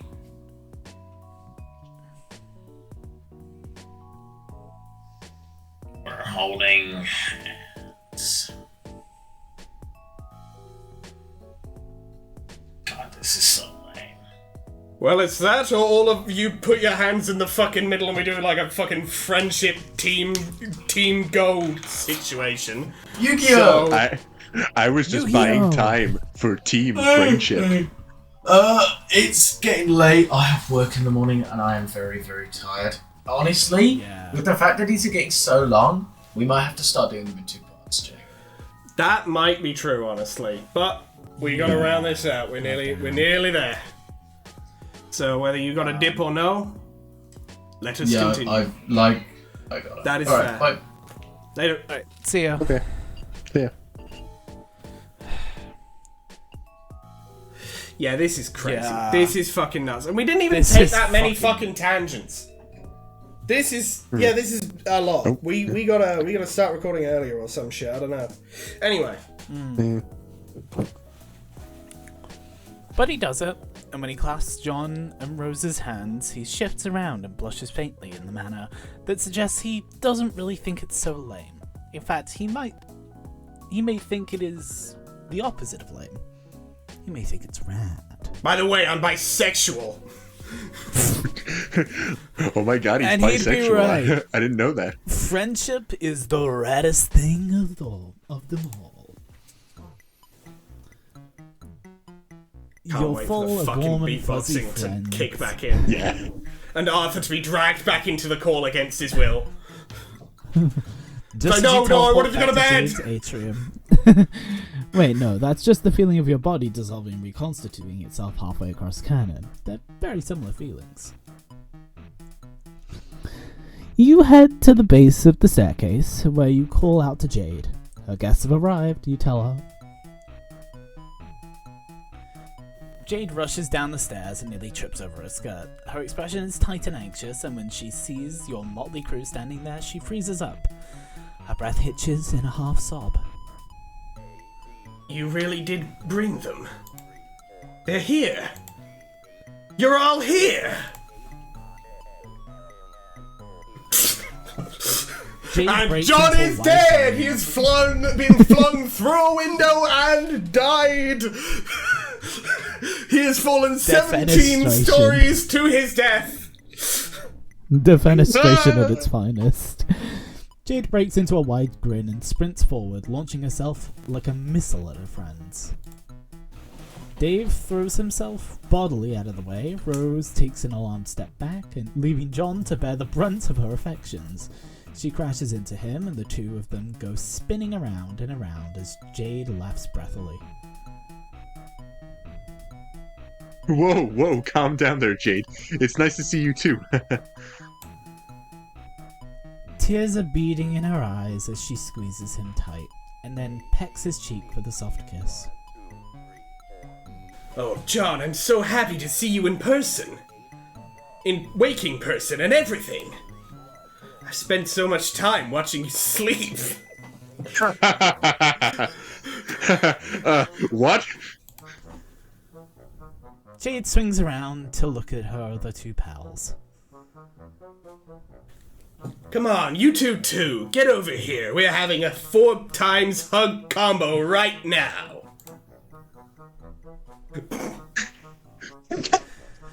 Rose and Dave cautiously step forward, and Jade, with John's help, yanks them into a tight embrace. She smooches them on the cheeks too. Rose's face lights up with a blush, and Dave nearly goes catatonic. Well, When Jade as pulls a back- certain character who we are thankfully not going to be talking to for about 16 weeks called him, he's a bottom. We know this. This is known. Yep. When Jade pulls back, she's clutching John's hand and tugging so hard she might pull the damn thing off. Oh my god, the John come on, loses an everyone. arm theory. Let's go upstairs. I've had a bunch of military-grade sleeping bags in Grandpa's old adventuring gear and set them up in my room. We can play with all my toys and jam out to some music and stay up all night chatting with each other, and oh my god, you're here. You're all here. This is really happening. Oh Jade's yeah, next this is laugh happening. verges on hysterical. She's got tears straight down her cheeks. Dave looks a little perturbed. Okay, who wants to take Dave temporarily, since we have no Arthur to do so? I guess I'll do. Fuck I'll it, do. sure. Wow. Holy shit. It's cool, Jade. No need to get so... like this.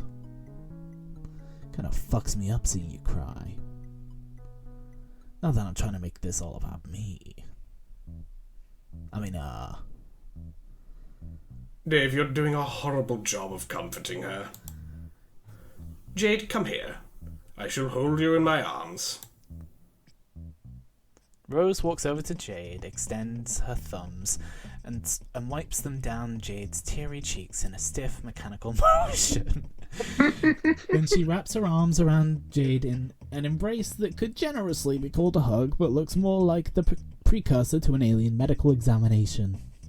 Like fucking Baymax. You will be alright. There. John boggles at the display. None of you whack jobs know how to do this, oh my god. Come here, Jade. Aw, thank you, John. Come on, everyone, let's go. And so the party begins. Tales told, movies watched, and fun had aplenty. So many shenanigans happen. So many. Perhaps someday you will recount them all in detail. But before you know it, the energy in the room has flared alongside the sunlight. The moon and stars cast their pale gaze upon 4 supine friends, bundled up in sleeping bags and caught midway between slumber and wakefulness. Dave is rambling about some inane bullshit that nobody's paying attention to, and Rose is attempting to quite terribly to lecture John and Jade on modern reinterpretation of Lovecraft's works. You think it's about time you bowed out. It's not that you haven't enjoyed chumming it with these kids, but you'd feel kinda weird sticking around overnight. You can't come back later. Besides, you've got places to go, sights to see. There's an entire golden moon out there full of potential friends that you knew nothing about before today. The universe beckons, and you are powerless to refuse. You give Beck a little nod, like, hey, take care of these kids. Beck doesn't nod back, because he's a dog, but you like to think he understands. As you quietly slip down the staircase and out of sight, you spare one last glance at the group and find a sigh escaping your lips. Everything that happened here feels almost too good to be true. Can it last? Can this brazen wish fulfillment go unpunished? You find it hard to imagine that there's something fate touched about these kids. You find that hard to imagine. There's something fate touched about these kids. You can feel it in your bones. As surely as the wind whispers through the trees, or the stars dance through space, as surely as the turning clocks will call the sunlight back again, these kids will never be free of the bullshit that hounds them. But right here, right now, they're at peace. They've shared this one perfect moment together, and perhaps, in the future, there will come more betwixt the chaos. And maybe that's enough.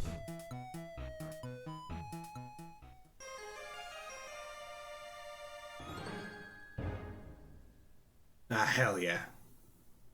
Well, Ayo, Rose doing John's nails? Hello?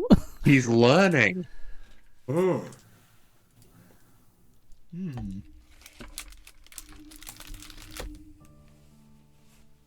Well, wasn't that a nice ending? God. Well, wasn't that good? That was great. That was... You know, if literally any other song had been playing, that probably would have made me cry. That would have hit really hard if it weren't for the... Yeah. That's my only. Excellent honestly, work, great job, everybody. Maybe pick a different track next time, lads. But Maybe have the budget for one more song. or just don't make that one. You choose any song. Hell, choose any song that has been used related to Jade in the past. Don't even make a new one. Just take it straight from the comic. Just maybe don't have the beatboxing behind that one. I don't know. Yeah, something like that. Like it was fun, but I don't think it really necessarily tonally fit with that because it kind of I think that's my only criticism. kind of didn't hit. Yeah, But honestly, yeah, no, that shit was it was incredible. it was a bit long, but I felt like it justified the length. I think it did justify it, yeah. Hopefully the future ones. missed out on the end.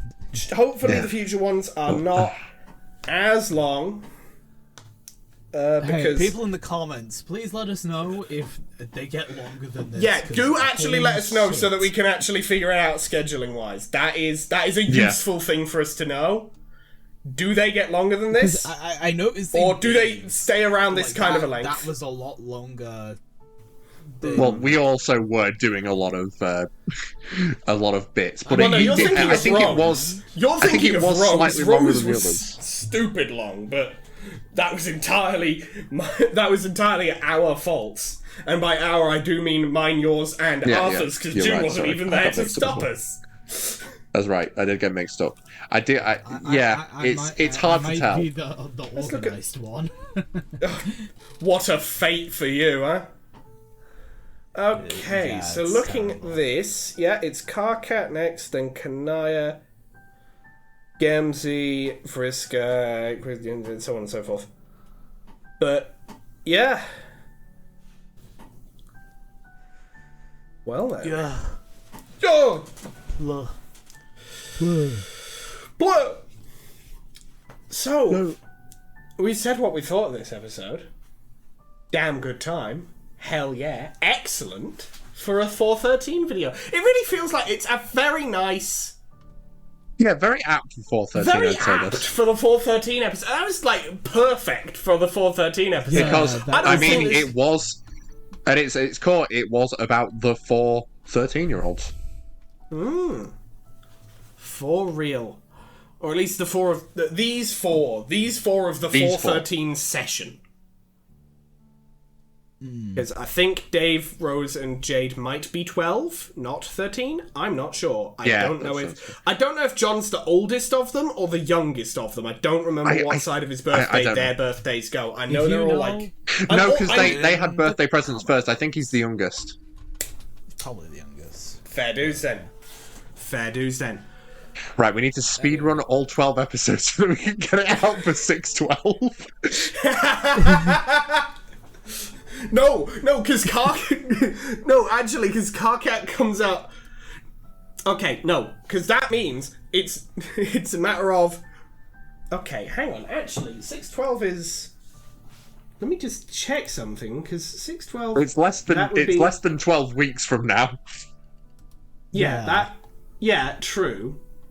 But I'm just thinking, who are we gonna have on 612, or for the 612 adjacent episode? So that's Carcat, Kanaya, Gamzee, Frisker, Equius, Rezi, Tavros, Radia. Nepeta will be the one immediately after 612. Huh. Interesting. Nice, good for her. Unless I've calculated it wrong, in which case it's probably going to be Radia or Solux. But either way, it's someone in that range of 3.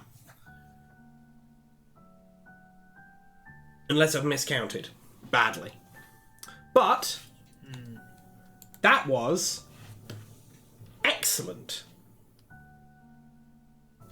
And if you thought this video was excellent, hit that like button. God, I'm good at this. If you... And I immediately ruined That's it. why you're in charge of the channel. That's why I do this shit, baby. That's why I'm here. That's why I'm the editor. Well, I'm not the editor. Future me's the editor, who's been laughing at me this whole time. What a prick. Anyway, if you like this video, hit that like button. If you very much like this video and want to see more like it, hit that subscribe button. We upload episodes of Reading Homestuck every Monday or Tuesday, depending on your time zone, and we upload other things on Thursdays or Fridays, again, depending on your time zone.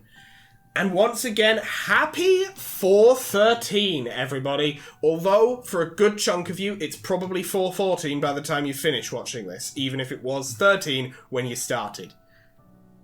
Because this is 2 hours and 40 minutes. Long ass episode. This is definitely officially the longest episode of Reading Homestuck ever. I think counting the double length special for Game Over. Like, this is nuts in terms of length. This is crazy. Like, do tell us if the future routes are as long as this, so that I know whether I've got to cut those motherfuckers in half. Because... damn. Yeah. But hey, if I have, that means Pesterquest is going to be going for roughly double the time. So, I would not be against it. You know? We get to enjoy this shit for even more time. Hell yeah.